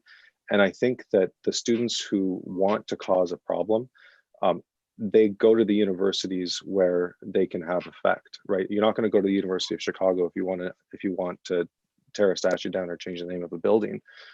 And so I think that's also one of the great advantages. And that's one of the things we tell boards.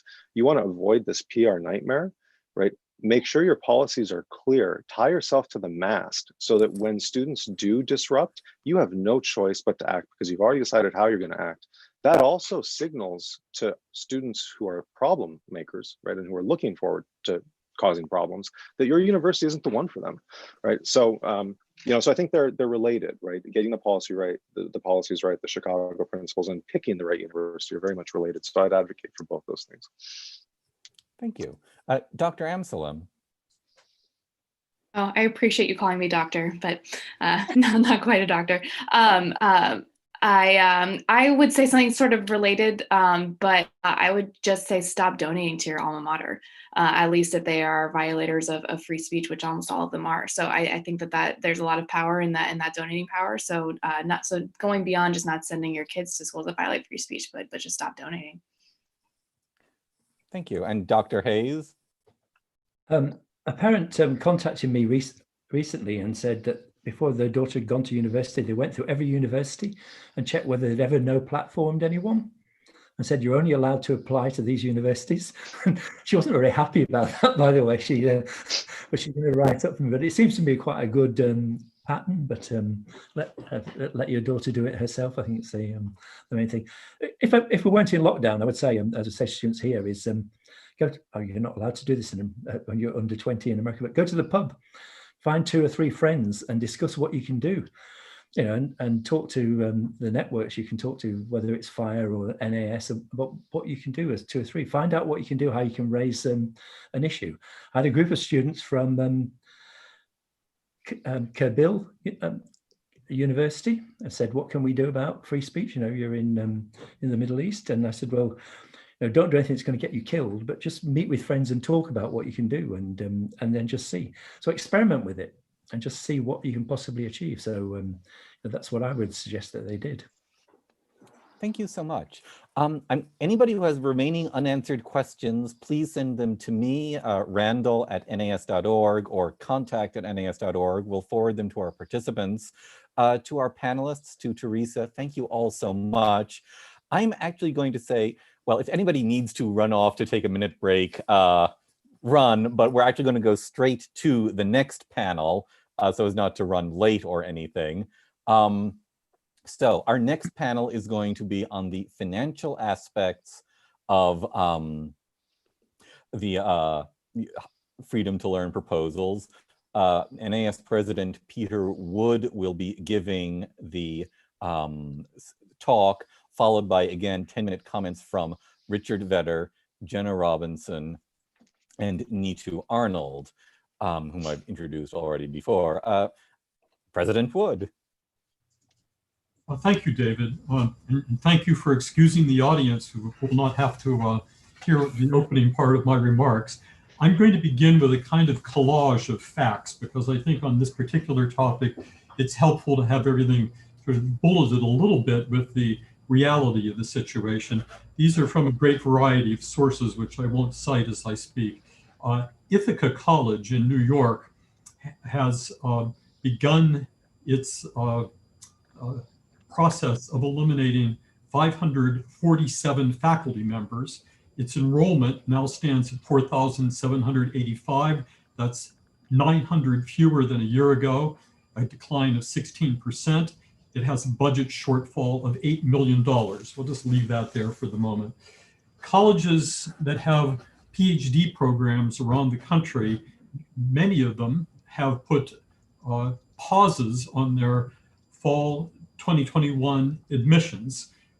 We have a list of 140 plus doctoral programs that will accept no new students in the coming year. One might think that's a financial setback since students bring in money.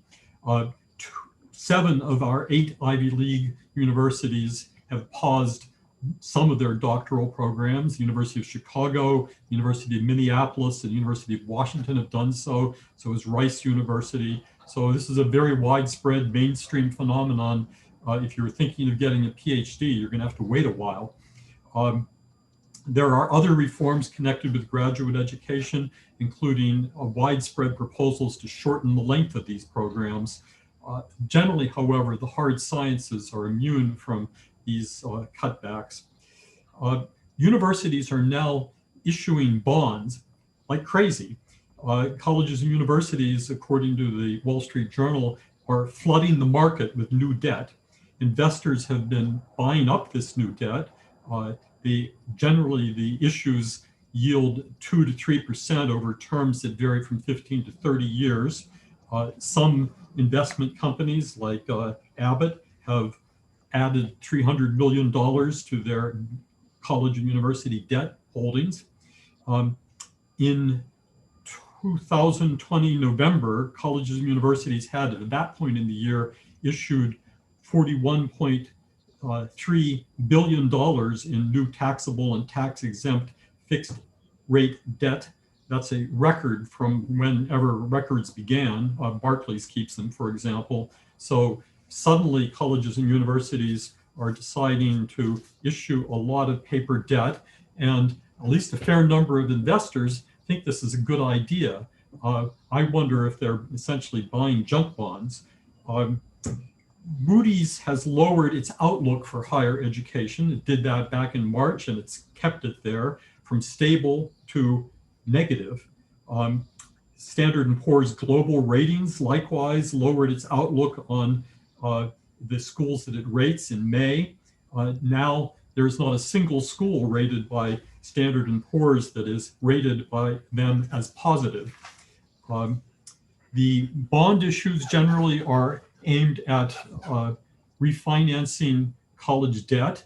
They're trying to avoid dipping into their endowments, and they're trying to extend their repayment deadlines. So if you think higher education in something like its current form is going to be here in 30 years, by all means go out and buy those bonds. But if you're somewhat doubtful about the financial model of higher education, that may not be the best investment. There is a market shift with some politics involved too in the decline of international students attending American universities. New international students plummeted 43% in fall of 2020.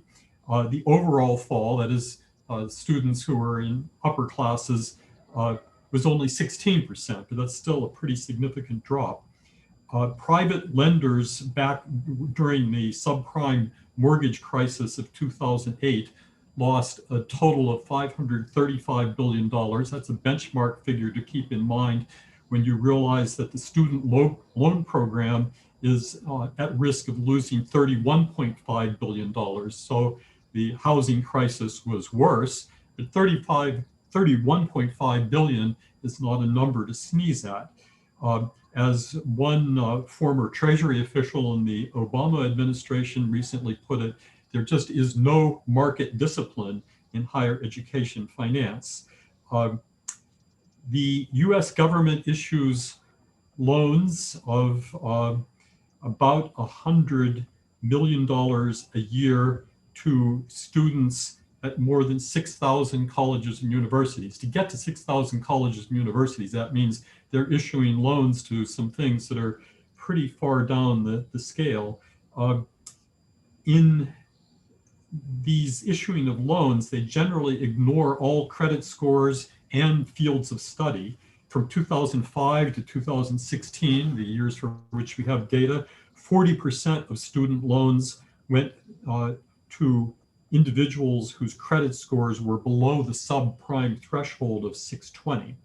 Okay, that's just a little bit of data to begin to chew on. Let me turn to the real topic of this presentation. I'm here to describe, or prescribe, I should say, a medicine, and we call that medicine our freedom to learn amendments. Of course, we've learned in the last year that not all medicines are well treated by those for whom they're prescribed.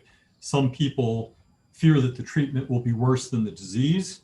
Some treatments seem scary. They just have unpleasant side effects, and people don't want to risk that.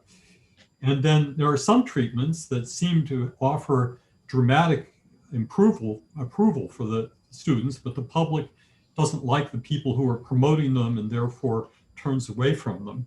So with that said, maybe our freedom to learn amendments are a kind of hydroxychloroquine that is powerfully effective, inexpensive, and rejected out of hand. That could be the case. The value of a treatment naturally depends on the quality of the diagnosis. Are we treating the actual disease? Are we addressing the right symptoms? And are we getting to the underlying cause? I can't vouch for all of that, but I'm going to do my best to make the case that we are. Now that metaphor has run its course. We proposed the freedom to learn amendments several years ago before the COVID crisis. It was an attempt at that point to try to draw attention to higher education's transgressions against intellectual freedom. And Teresa has covered that part of it pretty well.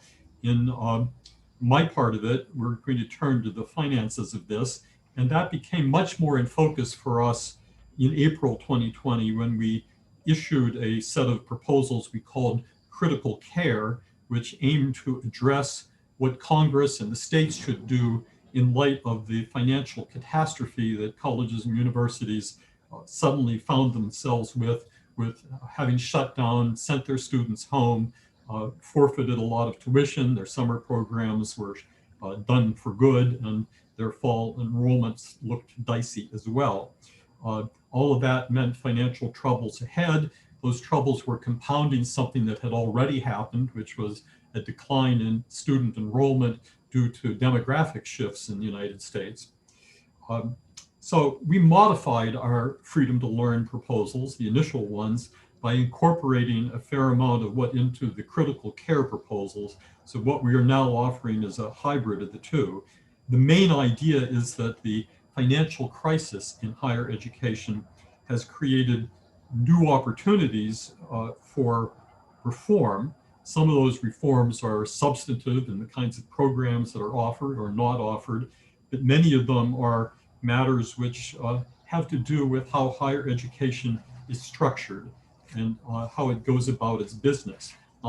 In this amount of time, I have to be pretty simplistic about this. It's a complex enterprise with lots of moving parts, but the general financial model of American higher education is that it is tuition driven. About a third of its operating revenues come from students' tuition. That third is a kind of lowball figure, depending on exactly how you do the accounting. It could be as high as a half. Tuition, as we all know, is very high. It has grown remarkably fast over the last few decades, far in excess of the pace of inflation. The reasons for that are interesting, not especially complex. The money is there to grab, and colleges and universities are eager to do the grabbing. A large percentage of that tuition income derives from student loans. Student loans, as we now know, are easy to acquire, hard to pay back. The interest rates on student loans are in excess of the general interest rates on other consumer goods, and higher education has definitely become a consumer good. So we're dealing with a student loan crisis of now, I think it's $1.6 trillion in student debt, much of which will never be paid back by the borrowers, some of which may be excused by President Biden when he has the chance to do that. He's offered a $10,000 per student repayment of those loans. Of course, some of the loans are way in excess of $10,000. The average student debt is now about $35,000 on graduation, but there are many, many students whose debt is well north of $100,000. Admissions goals are tied to this financial model. That is, the colleges know full well that to meet their budgetary needs, they have to fill those seats. Except for a very small number of colleges that have extremely large endowments, almost all colleges and universities are tuition dependent. And that tuition dependency gives them a built-in incentive to bring in students who, just on intellectual grounds, might not be the best fit with what the college had to offer, at least in the past. Tuition dependency creates vulnerabilities, some of which we've already talked about, but let me recapitulate those.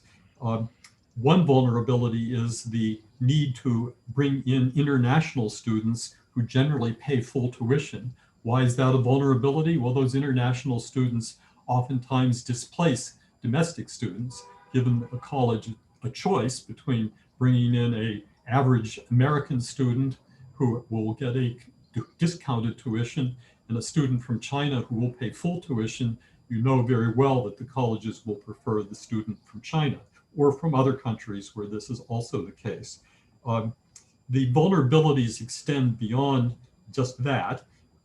Treating the curriculum as a commercial product requires a way of looking at the curriculum as something to be developed with market opportunities to be in mind and marketing as a principle. So instead of offering the college education that might best suit students' intellectual and cultural advancement, we try to offer a college curriculum that we know will pull the students in as they are high school seniors with all the ripened judgment and wisdom that high school seniors usually bring to the picture.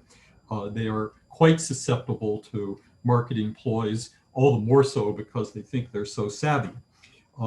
Now, if you think that the free market is the solution to everything, maybe this is a good thing, that students are generally able to discern where their own best interests lie, and finding a college that offers them a great program in women's studies may be just what we should be offering them.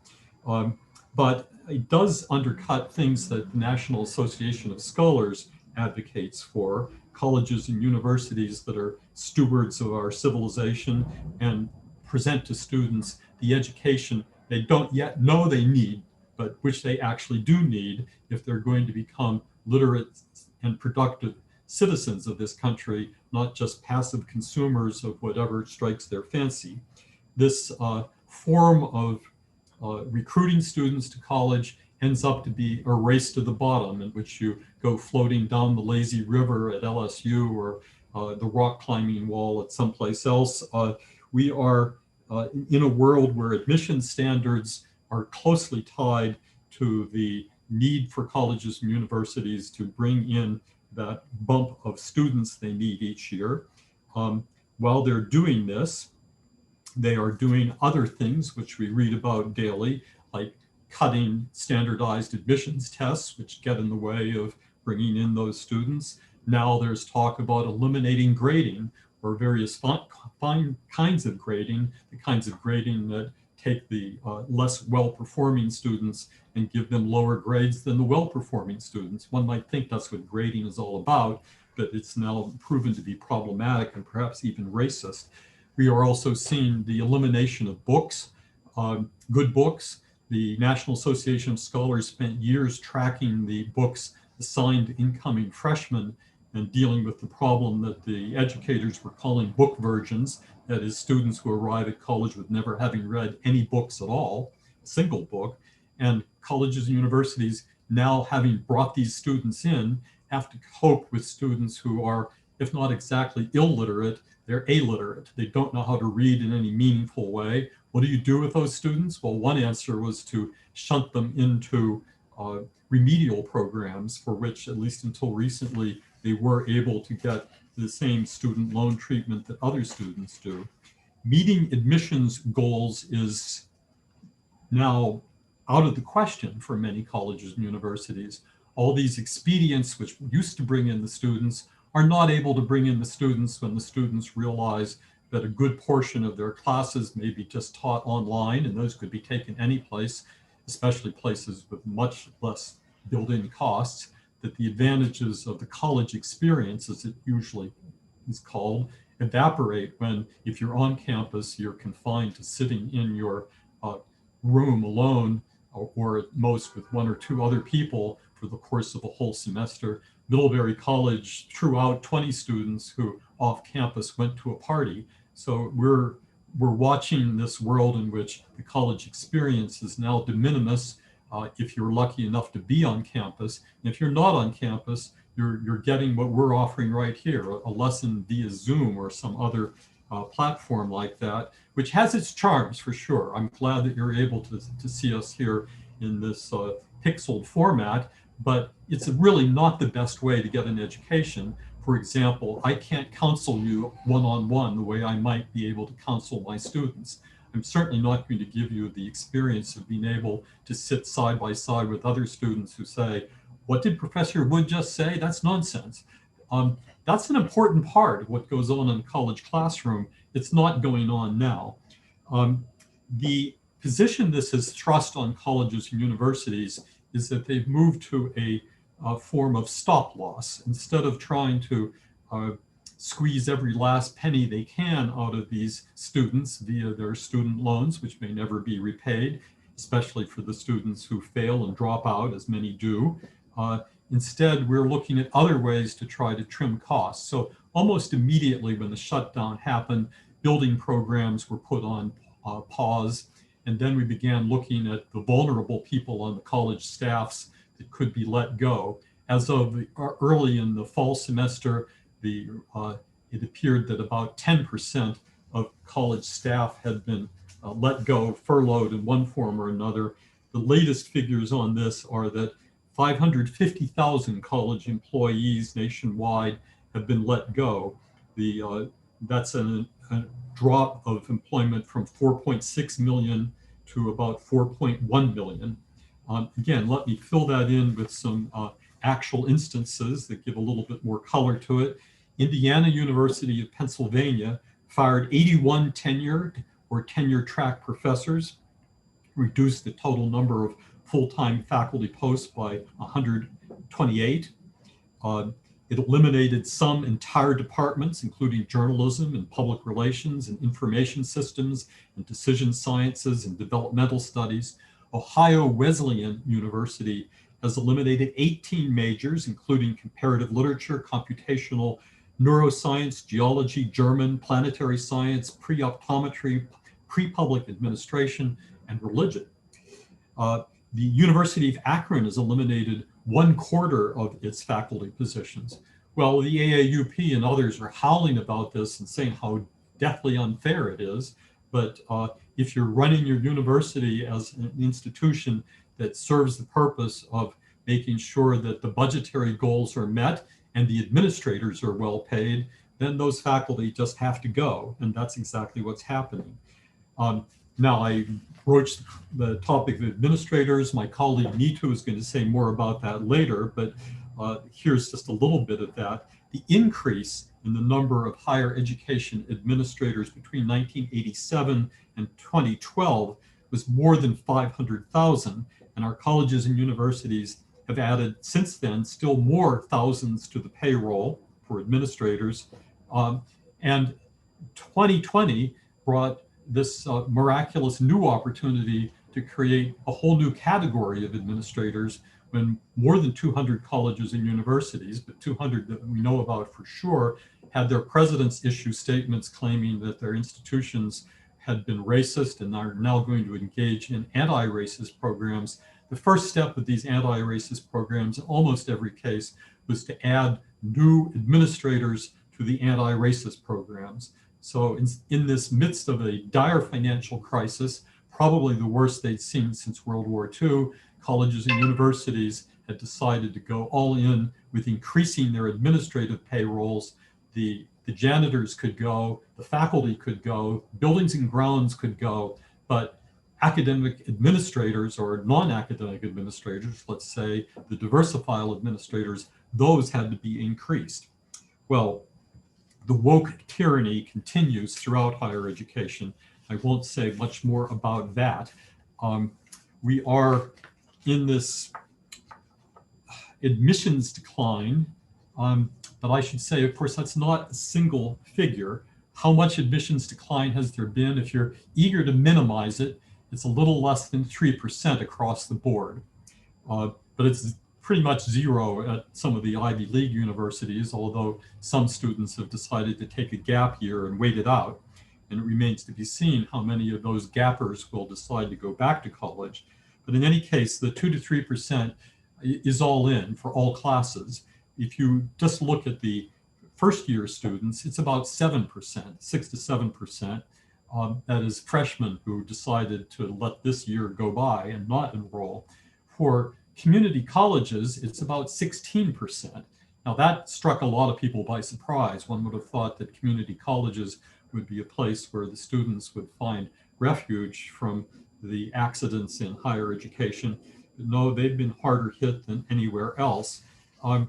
The colleges and universities that seem to be doing best in this are some of the larger state or public colleges and universities, which have become refuges as the students are fleeing from the small private colleges and universities.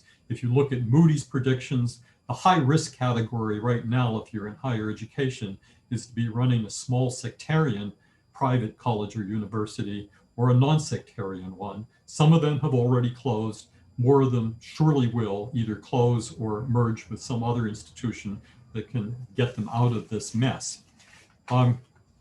Okay, that I think provides the first part of this assignment, which is to describe the problem that we're addressing.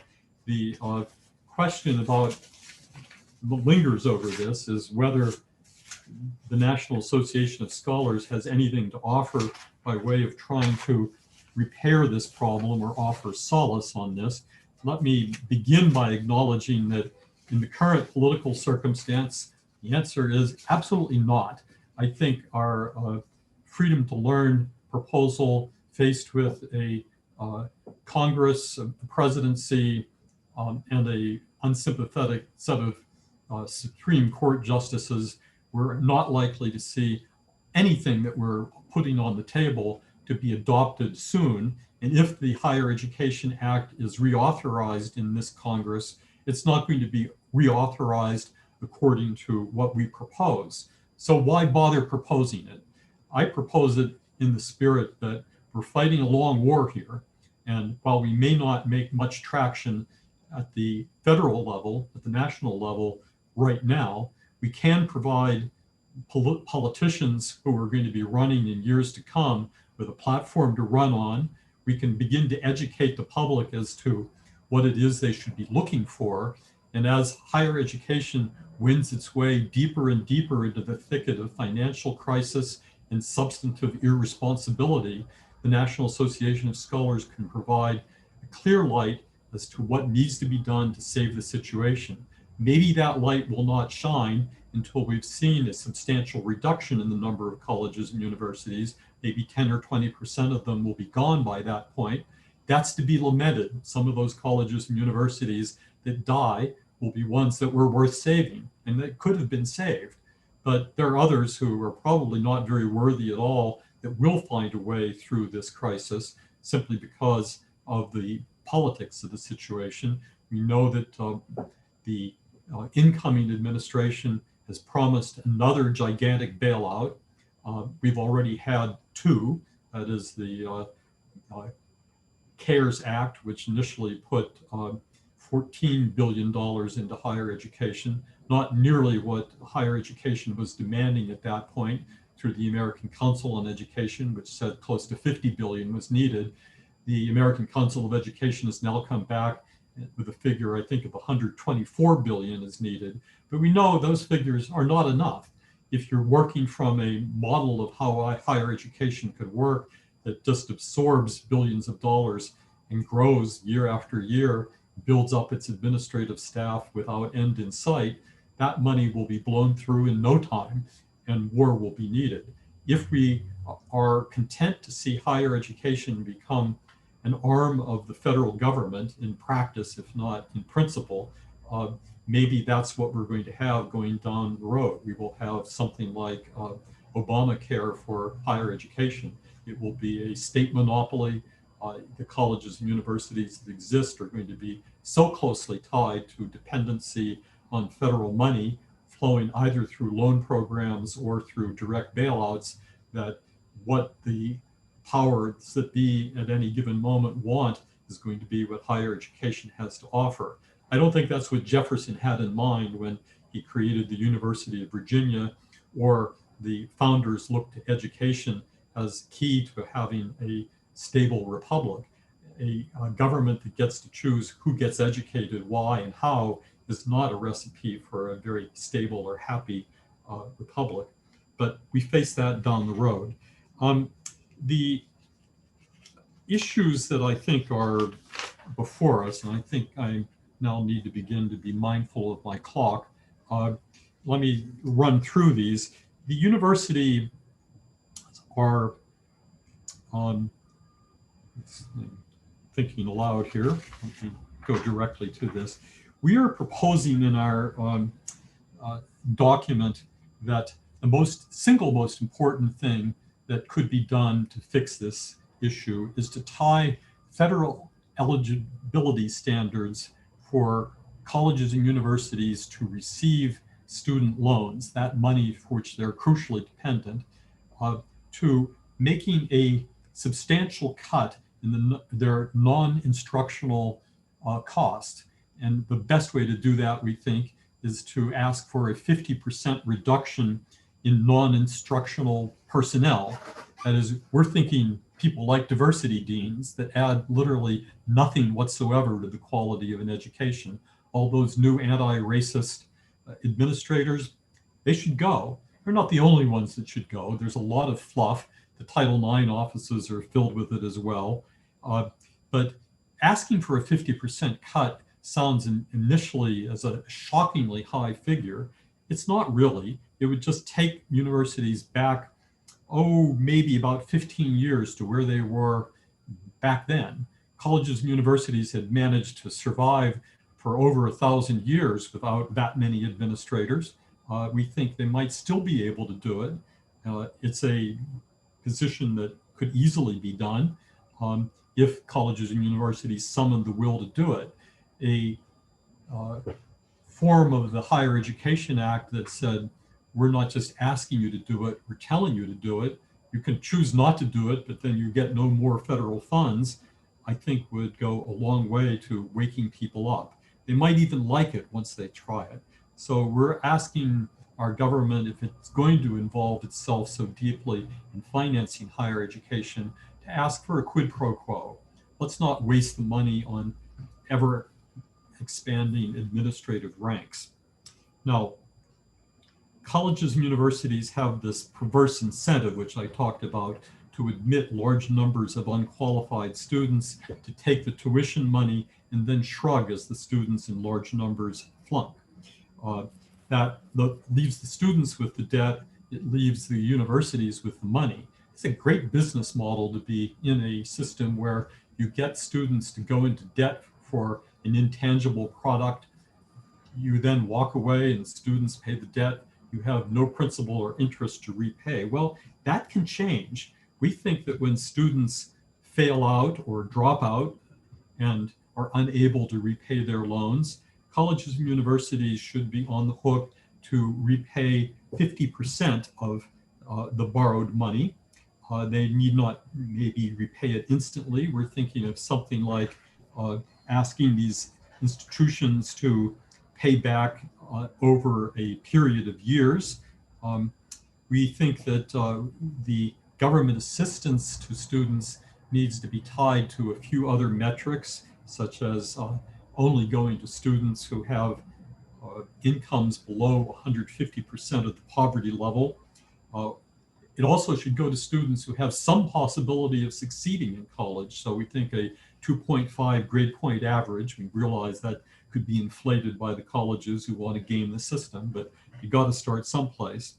And we think student assistance should be capped at a maximum of $75,000 per borrower. That gets us out of this absurd situation where students borrow in excess of $100,000 and just have no way to repay it. I know one student who graduated from college with $135,000 in debt. He was not a record holder by any means. Such students, we know, are just never going to be able to repay that. They're going to be debt slaves the rest of their lives.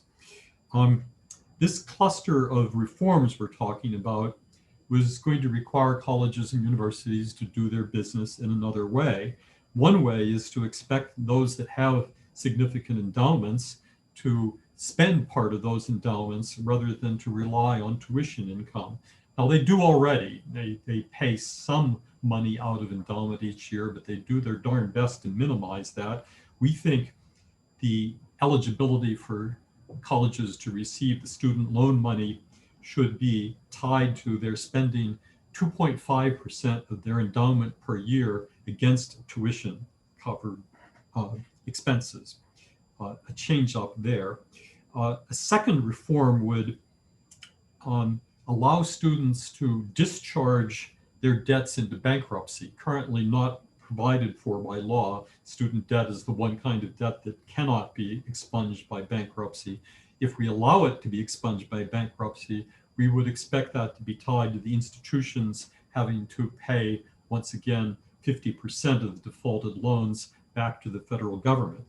By the way, it was about, I think 12 years ago now that we cashiered our system of allowing private loans to be the primary form of this issuing Title IV student loans. And the federal government took that over. This was during the Bush administration in what was then called the direct loan program. Well, students can still go out and get private loans, but the bulk of loans now flow directly through the Department of Education. I warned back then that this was going to be subject to political abuse, and boy, has it. Another area where we could I think, insist on an important change is eliminate remedial classes as eligible for any kind of student loans. If students need remedial classes, they should find some other way to pay it. Taxpayers should not be paying to send students to college who are ostentatiously unready. They're not ready in math, they're not ready in English or language arts, they're just not ready, period. And if those students deserve an education, they deserve to get it in high school. If they deserve to get it after school, they're going to need some other way to finance it. Let's put the pressure back on our high schools to actually teach the things that we pay enormous amounts of money to have them teach. We would like to streamline student aid, and that's already begun to happen, I'm happy to say, but we need to streamline it further. I would say we should reduce the complexity of aid programs to just two, a single grant program and a single loan program. Maybe we want to put more money into the grant program. I don't know. I think those are things worth debating. But in any case, the perplexity that is faced by students faced with all these FAFSA forms and things they've got to fill out has already resulted in a sharp drop in the number of people even asking for those forms. They're just giving up. Well, I don't think students should give up if they really want to go to college, but we shouldn't be putting additional hurdles in their way. I think another aspect of that streamlining is that we should begin to transfer the Title IV student allotments to the states. Let's get some federalism in here. Not do that all at once, but let's say 50% of it over 10 years, with each state allowed to establish its own procedures and qualifications. I would expect the states to be considerably more rigorous and careful than the federal government's Department of Education has been. Its record is not very estimable in the last 15 or so years in which the one version or another of direct loans has been going on. Now, there are two kinds of criticisms to this set of proposals, and I'll wrap this up here. One is that our proposals are impractical, and the other is that they don't go far enough. The impractical one I've already alluded to, that is, there's no chance that this Congress is going to pass them. Our approach to that is we have nothing to lose by proposing them now and a lot to gain by teaching people what should happen. The proposals that we're talking about are really necessary changes, and sooner or later, our system of government, if it holds together at all, is going to recognize these as necessary. If we want to have a valid system of higher education in this country, we've got to make changes of this kind, if not these specific changes. We are in this for the long haul. We're informing the American people, and we're putting out a roadmap for at least staffers of congressmen and maybe congressmen themselves to what to do in the future. As to the complaint that we haven't gone far enough, that's from those who think, why not just go cold turkey, eliminate federal involvement in higher education altogether, sort of the cold, hard libertarian approach, let's get government out of the business. I have some sympathy for that, but my sympathy runs against my pragmatism. That's not going to happen. Americans now expect the federal government to be there to assist them through higher education. And if we're going to go anywhere with this, we need to find a practical path, a pragmatic one that takes us from where we are to a better place. I think the American people will not endorse a complete withdrawal from the federal government. So we're providing a model of an alternative path. Maybe that path is going to lead, and I hope it will, to the rise of new institutions that are not encumbered with all the social justice and other forms of dependency that the colleges and universities have talked themselves into for ideological reasons over the last generation or so. Freedom to learn, our proposal, provides a viable roadmap to reform. And with that, I think it's time for me to turn it over to my interlocutors. So David, back to you. Thank you. And I will immediately send it over to Professor Richard Vedder to provide the first comment. Again, reverse alphabetical order. Well, thank you, David, and thank you, Peter, for that marvelous summary of many things, which partly would steal some of my thunder, which is okay. By the way, while Peter was speaking, the House of Representatives impeached the President of the United States. Today, we're talking about the future generations of leaders, but things are happening to the present generation as we speak. Over time, the costs of getting a college degree have risen dramatically, while the perceived benefits have remained relatively stagnant or even declined.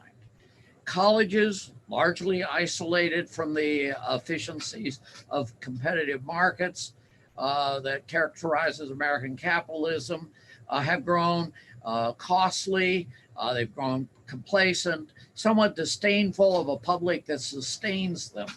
For example, a typical college today has, as many others have mentioned, far more employees not directly involved in the main mission of producing and disseminating knowledges and creating creative endeavors than previously. So in the last 50 years, American colleges have become not only vastly more expensive, but their world leadership is imperiled. Foreign enrollment in U.S. universities is down. Our dominance of world college rankings is slipping a bit. Public support is declining, all independent of the issues arising from the pandemic. The pandemic is accelerating and making obvious a trend that started years ago. Many colleges increasingly are facing extinction. More of them are dying, and that number will rise in the next 2 or 3 years. Falling productivity, losing sight of the basics, a decline in academic quality, soaring prices, university arrogance towards the public, all of these things are leading to what in the private sector has been long been accepted and even venerated as a necessary condition for economic progress, what Joseph Schumpeter once called creative destruction. The Biden administration, politically closely aligned with the higher education community, that gave it a fair amount of its campaign cash and most of its ideas, will do its damnedest to bail out colleges. As Peter mentioned, soon to have complete control of the federal government, they will succeed to a considerable extent, I suspect, in achieving their objectives in the short run. Actually, some of the Democratic higher education proposals should be highly concerning to universities. For example, take the idea of free college. Promising students that they can attend college tuition free sounds nice, but how are universities or community colleges to be funded then? From massive new federal subsidies? Will colleges be ceding financial control over to a distant federal government whose own financial status is moving rapidly in the direction of Greece and Venezuela? Similarly, those calling for debt forgiveness ignore the fact that most college debt is held by relatively high income individuals, and a blanket forgiveness of college debt would be sharply regressive, the opposite of the professed egalitarian intentions of our newly ascended federal leaders. This is in addition to the issue of the manifest unfairness to the large majority of borrowers who have repaid most or all of their debt obligations. Isn't our message that if you are a fool if you repay your legal obligations to the federal government? Wait long enough and they will all go away. I can't call in 10 minutes cover every financial problem that colleges face. Let me mention 4 or 5 of them. 1, college is hideously expensive, vastly more so than in most other nations and much more than it was a half century ago. 2nd, there's not a whole lot of valuable learning going on. That is true either if one looks at college as merely vocational training for post-secondary, for post-college careers, or if one looks at it as training for citizenship, virtue, and an appreciation of the better things in life. I don't have time to provide evidence on all of this, unfortunately. Third, for many students, too many students are getting too much of the wrong kind of education, both within the universities and beyond. A case can be made that in some sense, we're overinvested in universities. The typical financial gains of attending college come with significant and rising attendant risks. Fourth, incentives to improve this system from within are utterly lacking. The self-correcting tendencies that often improve resource allocation in a market economy are largely lacking. That will continue as long as large external subsidies, mostly from governments, but occasionally from private donors or religious organizations, are maintained. Fifth, since colleges are highly dependent on external support, the polling data that shows a recent decline in public support for colleges and trust in them should be very concerning for collegiate leadership. Some of the reasons for that support has been brought up in the course of the discussion so far. Now, this very brief enumeration fails to capture many details. Administrative bloat in colleges is huge, with some colleges having over 100 persons in the so-called area of diversity, compared with 0 in 1950 or 1960. Did Socrates have a diversity coordinator? What caused the bloat? Much of the blame goes to the federal student loan program, which has allowed schools to raise tuition fees dramatically to pay for academic aracheks. I estimate fees today are roughly double what they would have been had the federal student financial assistance programs never been created. Colleges have an edifice complex, sometimes building structures costing over $600 a square foot, an astronomical amount. Big atriums, lazy rivers, and other unnecessary appendages to the academic experience are costly.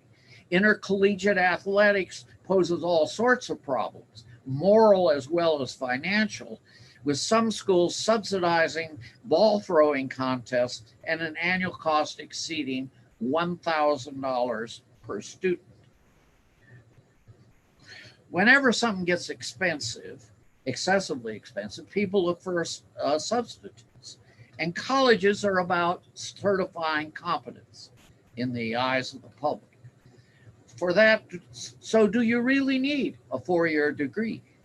Traditional enrollments have fallen for 9 years in a row, even though non-traditional options like coding academies are flourishing. A Joe Biden-induced bailout may temporarily stop the financial bleeding, but it fails to deal with the fact that higher education reform is handicapped by a paucity of 3 words that begin with the letter I: information, incentives, and innovation. Many consumers of higher education are clueless how to select a school.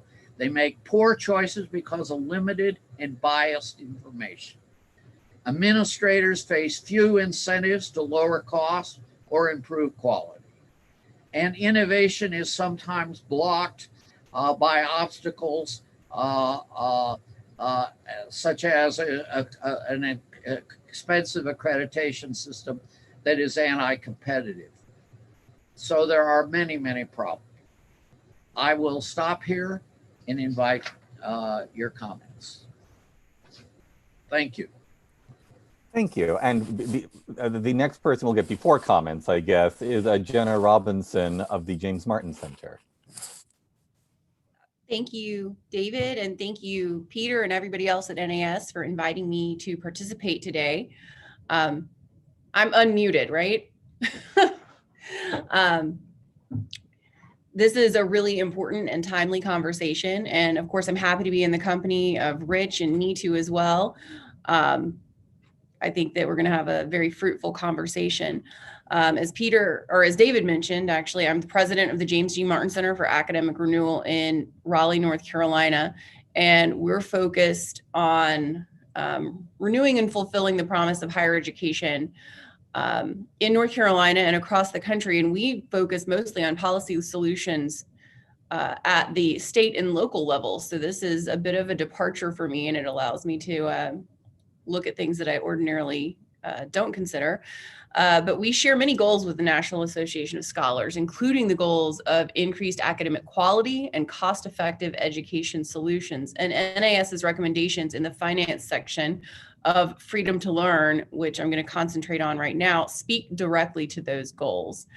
I think the priorities laid out in this report are exactly the right areas of focus: decreasing administrative bloat, a more responsible plan for student aid, and rigorous academic standards. And I think those are all things that we should be focusing on regardless of who is in charge of Congress right now. And that's because higher education's business model is fundamentally flawed. And that's something that Peter and Rich both talked about, but I think it's worth mentioning again. I think when you get higher education reformers together, they're all going to make similar points about higher ed business model. At most schools, administrators and bureaucrats, as has already been mentioned, outnumber research and teaching faculty combined, sometimes by as much as 2 to 1. Infrastructure and facilities, including classroom, laboratory, and office space, were underused even before COVID and are virtually empty right now.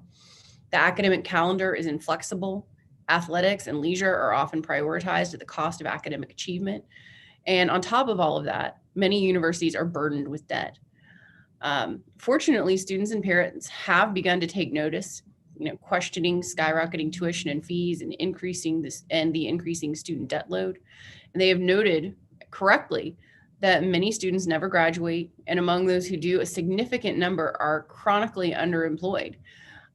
So for all of these reasons, universities need to change. And using the federal government to do so, as NAS recommends, is one way to catalyze those changes. And I'm going to address just a few of the recommendations in the report. So first, I'll talk about the student aid recommendations from the report. And I agree first that allowing students to discharge student loans in bankruptcy is essential. And it may be, and maybe this is me being wildly optimistic here, but it could be the solution to stop Congress from doing a massive student loan forgiveness.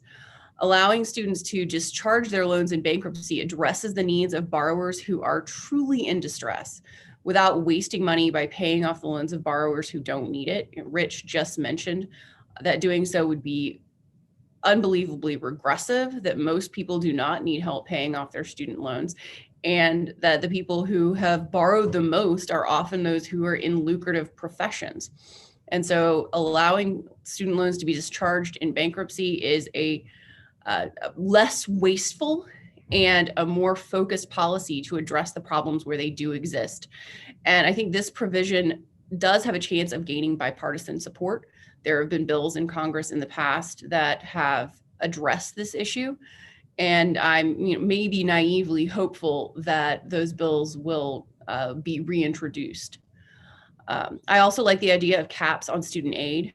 Plus loans, which have no limits and are given to students and parents after they've exhausted other sources of federal aid, are a very large source of debt and default.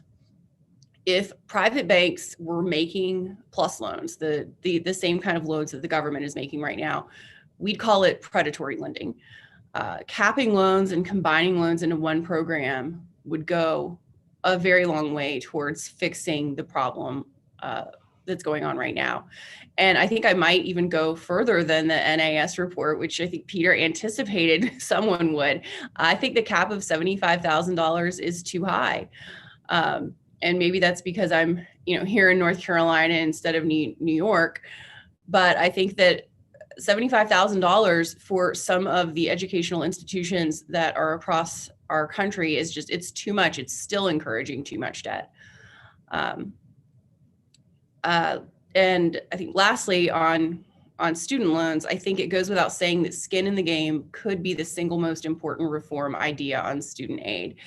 Skin in the game is the idea mentioned in the report that universities should have to be on the hook for defaulted student debt. They have to have some skin in the game. And I think this policy, this reform has the potential to align the incentives of students and universities so that both parties are committed to fiscal discipline and student success. And that was one of the things Rich just mentioned, that the incentives right now are completely misaligned. There are no incentives for university administrators to behave wisely. But if universities were on the hook for defaulted student loans, they would change their behaviors significantly. They would take care to admit only those students who have a good chance of graduating on time. They would eliminate unnecessary and wasteful majors and ones that don't have any market value.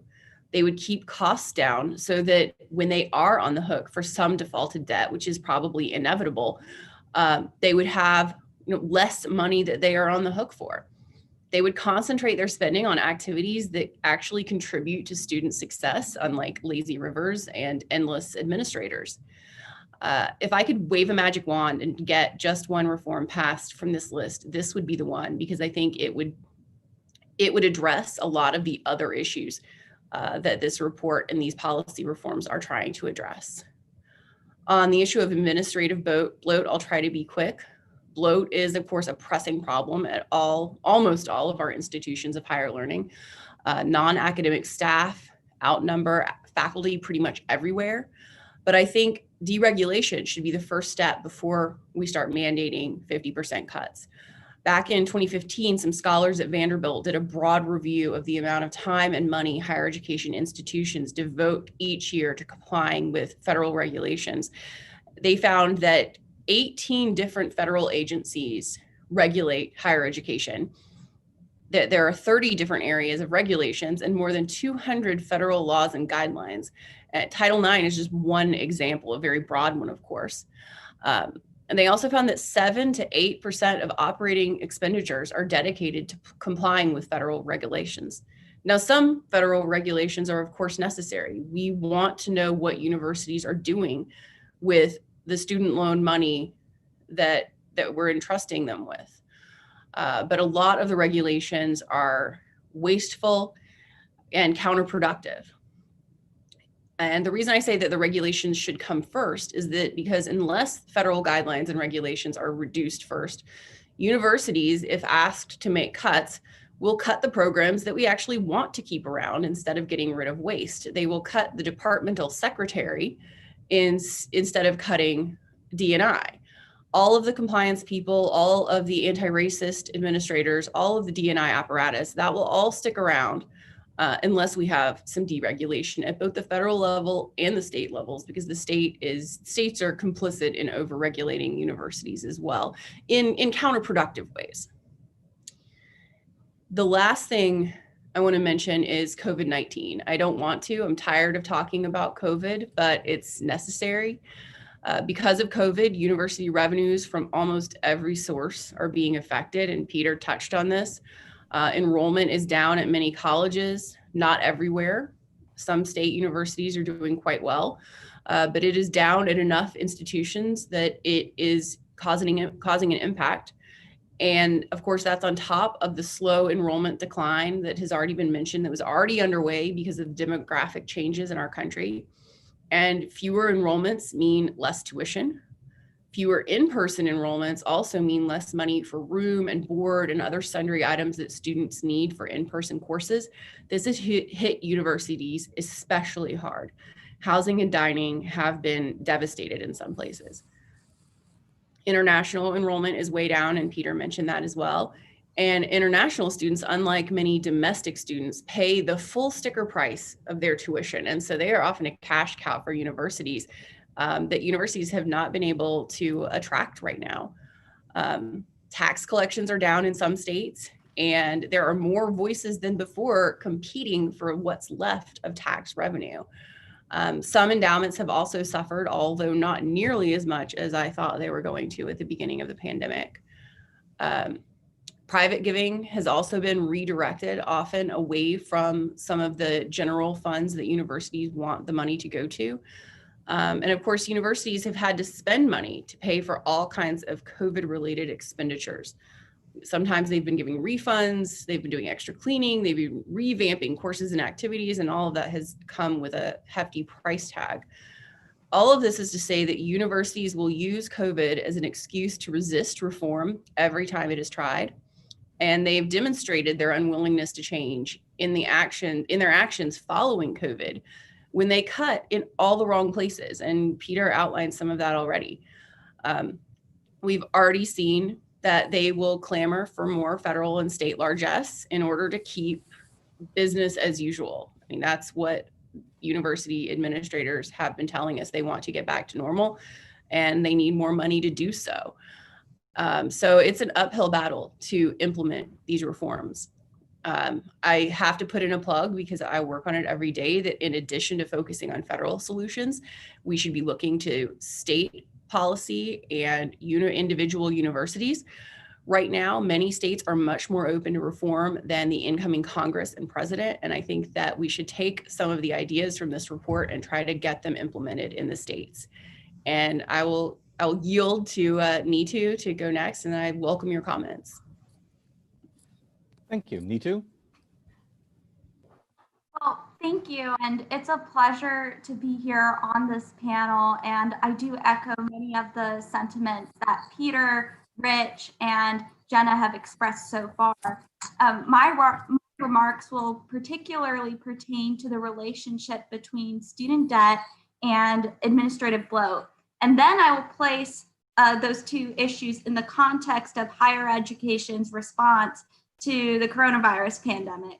So before I go any further, let me first establish the relationship between student debt and administrative bloat, because really they represent two sides to the higher education coin.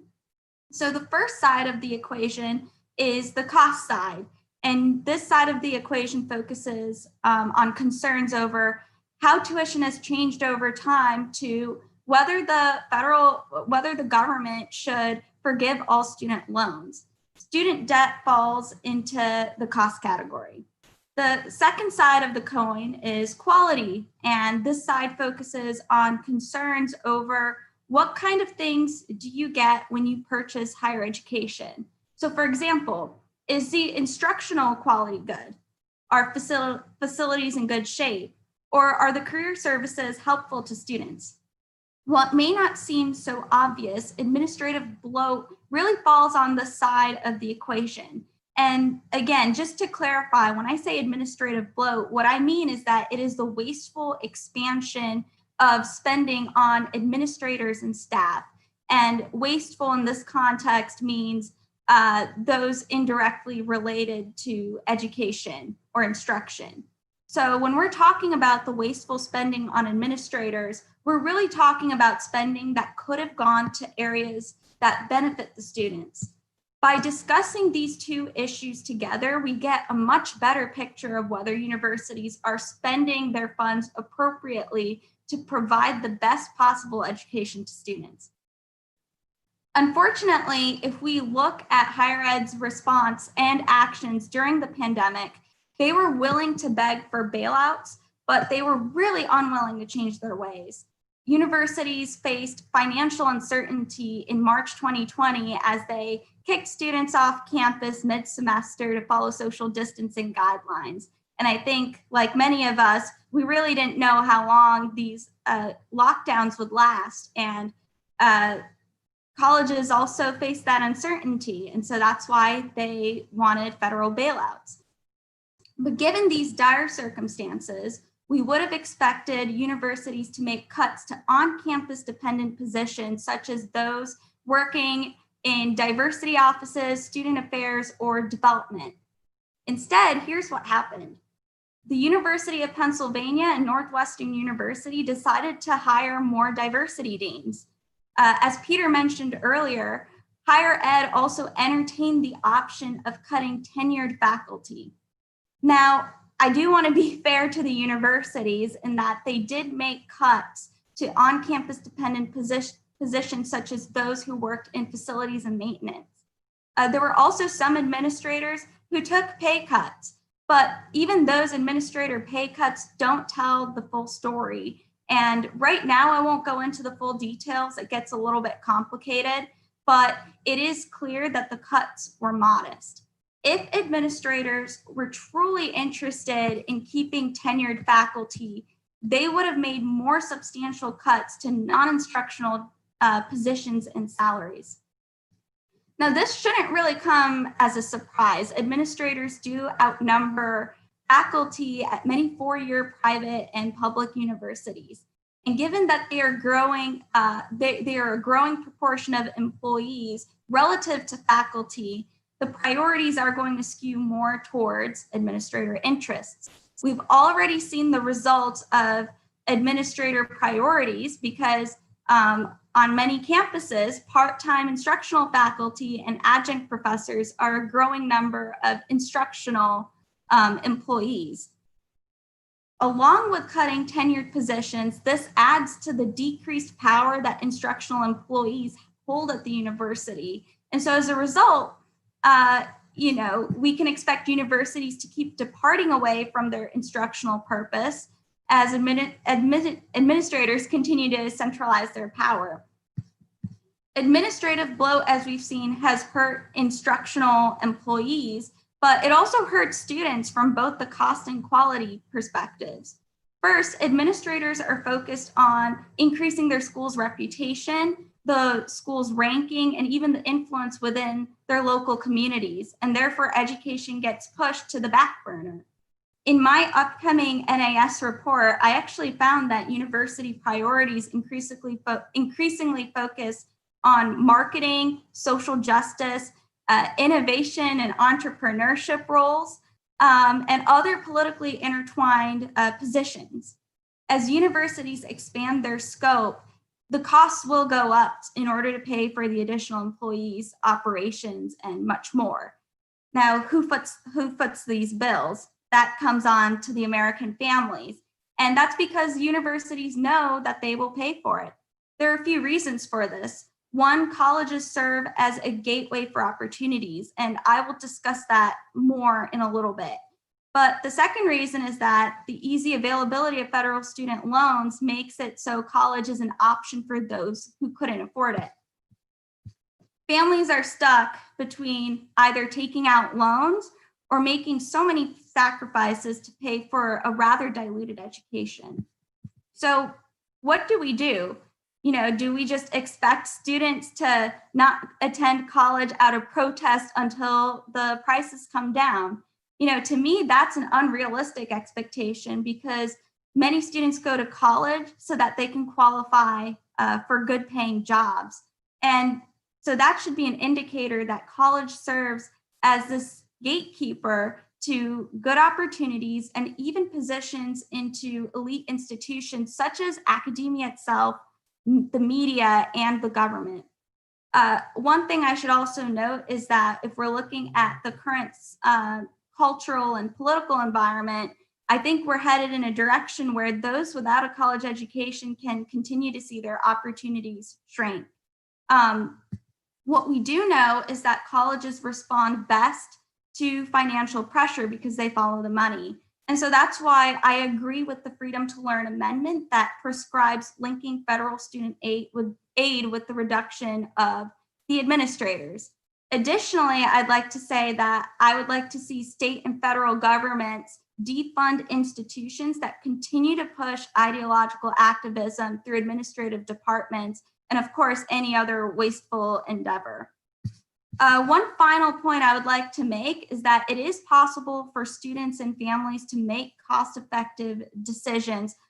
For example, through proper financial and career planning, they can avoid a lot of debt, or they can take advantage of America's inexpensive community college system.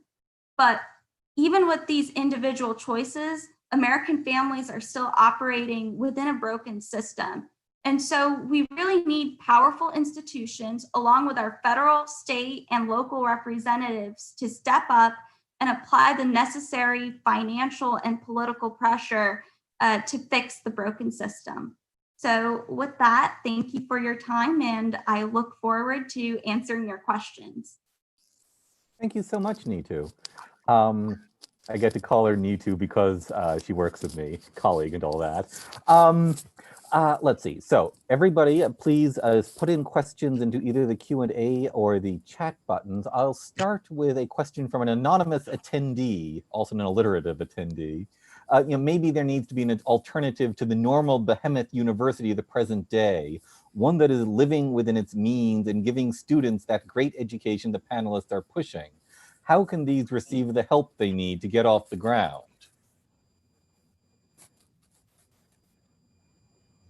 Going once, going twice. I'll try to take it. It's a hard question, though. I mean, we know that there is, there Hillsdale and Grove City and Wyoming Catholic, and I think a handful of other schools that don't take federal funding, which is what really gives them their autonomy to do what they're doing. And then there are some that take federal funding and are still trying to deliver a good education. Schools like St. John's, who do great books curriculum, and there are actually quite a few that do, or at least offer great books curriculum that still take federal funding and try to do that. But it's an uphill battle. There hasn't been a new university created that has, in recent history, that has managed to really get off the ground. Of course, people are trying to do that, but it's the entry costs to universities are so high. And I think, that's something that Freedom to Learn addresses, that the entry costs are too high for universities. And so it's hard to create a new university. And without deep pocketed donors, I think it's almost impossible.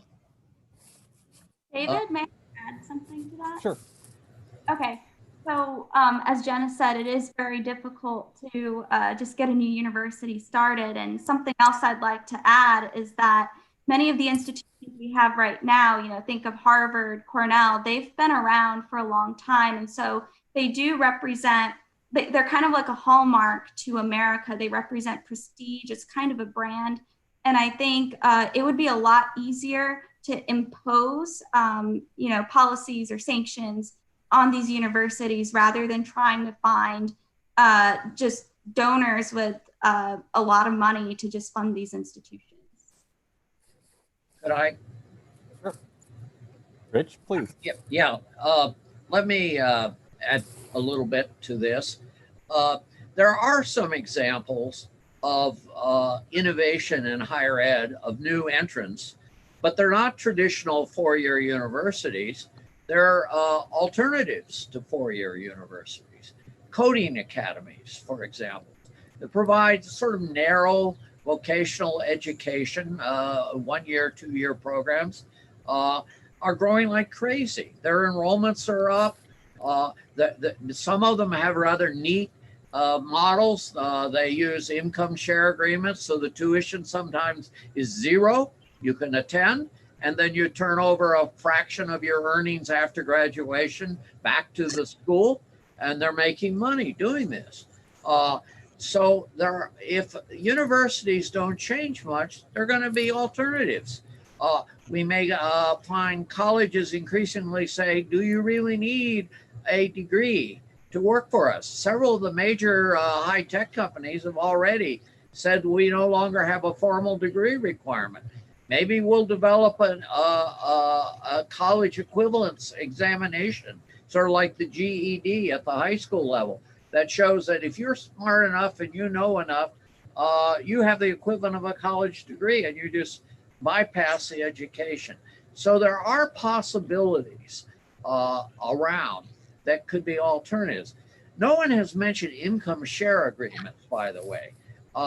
That's a neat idea that needs to get a little more attention.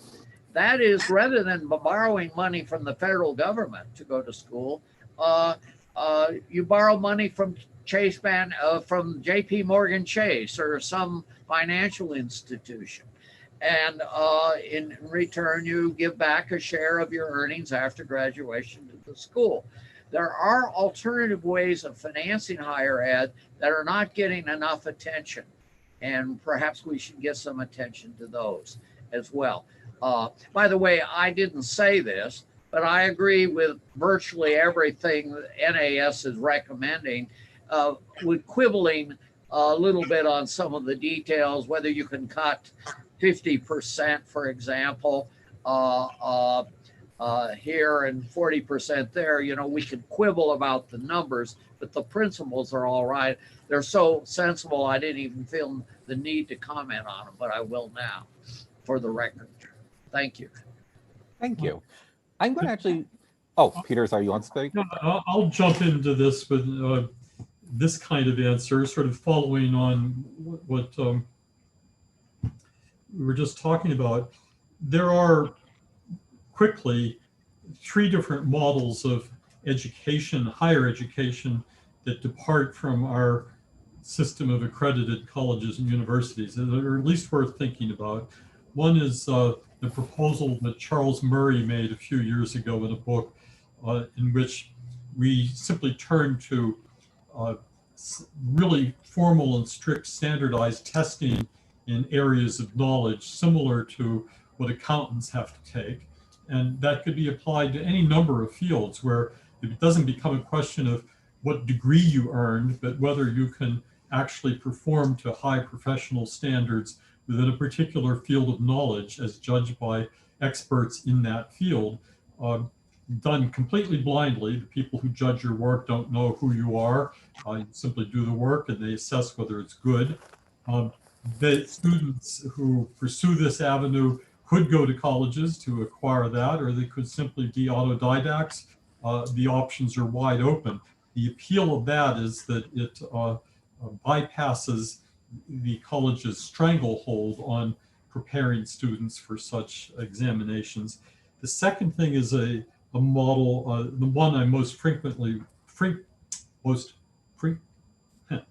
never mind. The one that I know best has been proposed by a philosophy professor at the University of Texas, Austin, named Robert Coons. He calls it Lyceum, which is a collection of mostly online programs, but deeply grounded in liberal arts and not intended to be an accredited college at all, simply providing itself to students who want a liberal arts education. And I've now run into maybe 5 or 6 different groups of people around the country who are doing similar things. So it has some life to it. The third is, I think it was Grover Cleveland, who said that his idea of an education was Mark Hopkins on one end of the log and a student on the other. Mark Hopkins was then the president of Williams College and a famous teacher.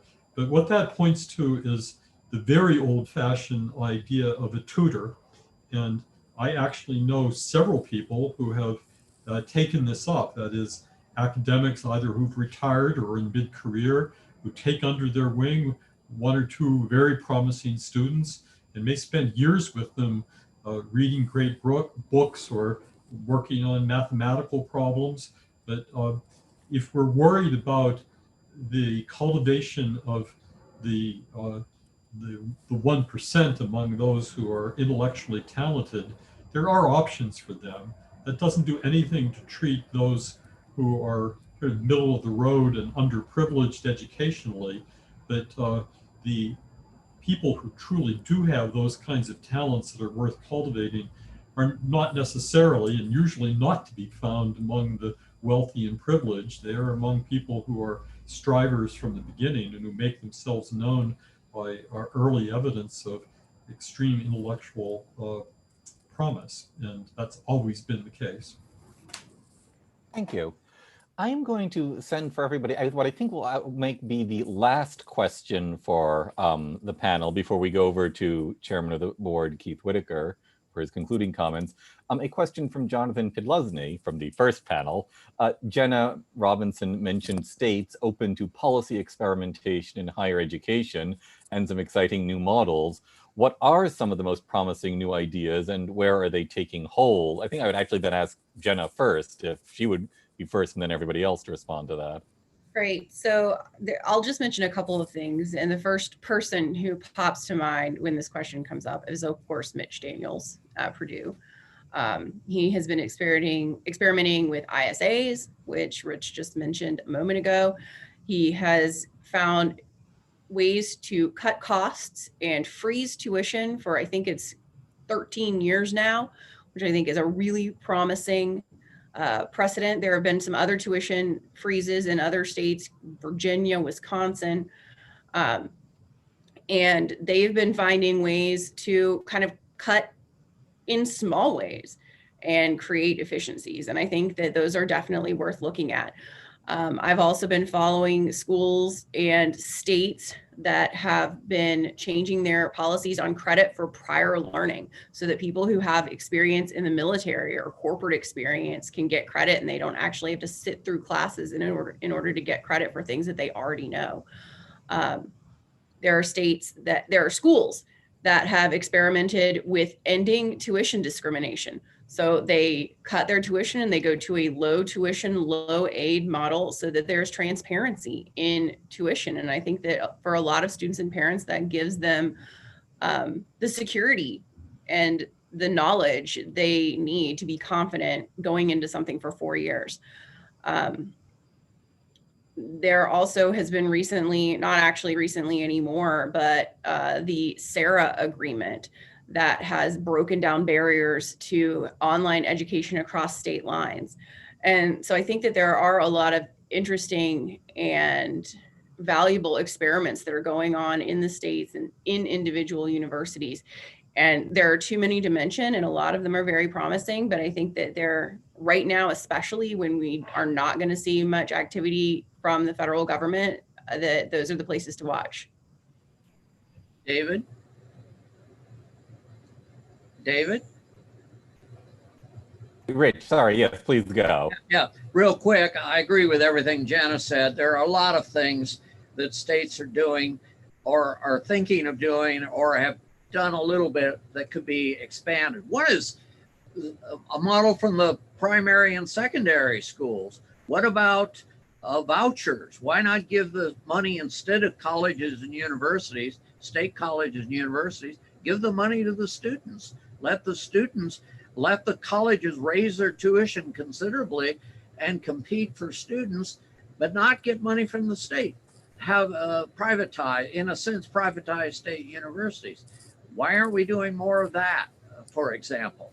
Why not have charter universities? We hear about charter schools at the K through 12 level, or yes, at the K through 12 level. Why not we let universities buy independent from state regulation and state rules and state control in return, and give them some freedom, but reduce the state subsidy as part of the deal, and make them compete for students that way.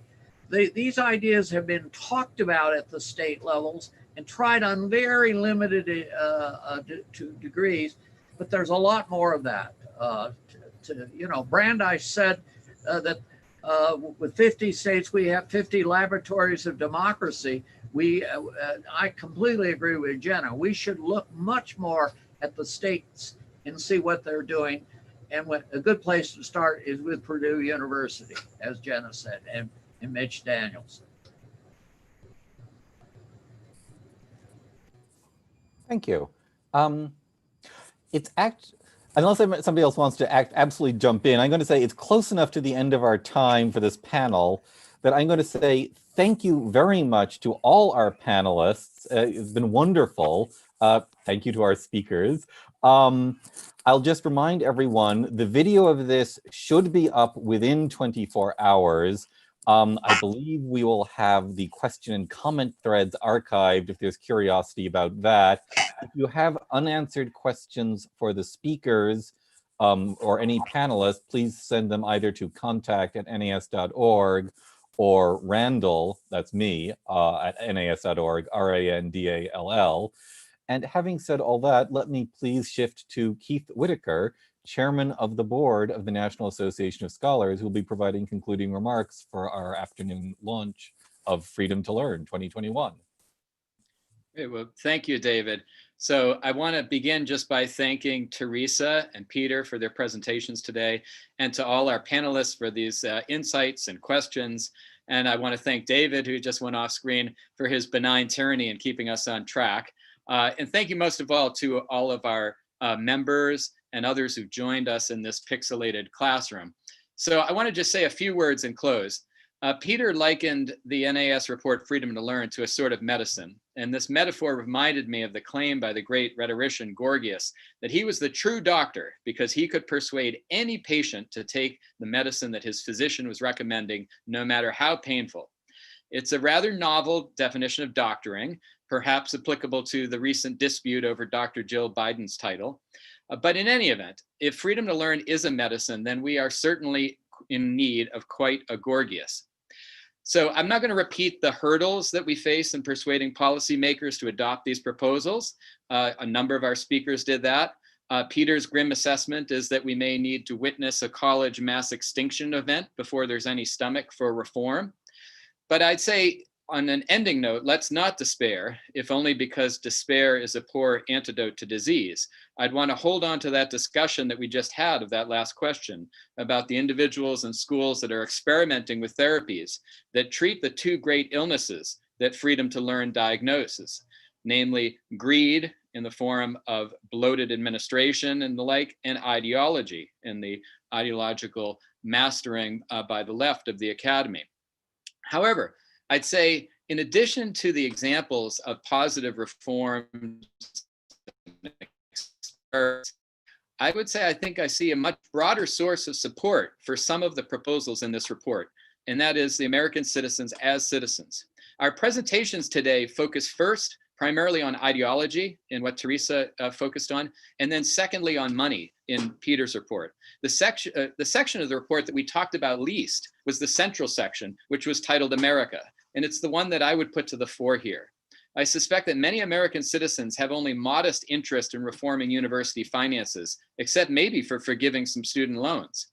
Likewise, I suspect that many citizens, while they may not like critical race theory or the like, would probably continue to take the position that they've long taken, that if people want to believe in such craziness within the ivory tower, then just let the crazies be. However, I suspect that many, even most citizens, are repulsed by the widespread examples of universities taking huge sums from foreign powers hostile to the United States. I suspect that many are even more repulsed by actions and accounts of foreign powers stealing intellectual property from American universities through these supposed partnerships. And I also believe, and while they might not admit it on polls, that many citizens would want publicly supported institutions to serve American students prior to foreign students, documented or undocumented. These are areas that transcend ideology or finance and speak to the expectation that higher education should support, or at the very least not harm, the country that nourishes it. And I think that even squishy Republicans or moderate Democrats could support the reforms that NAS lays out in the middle of its document.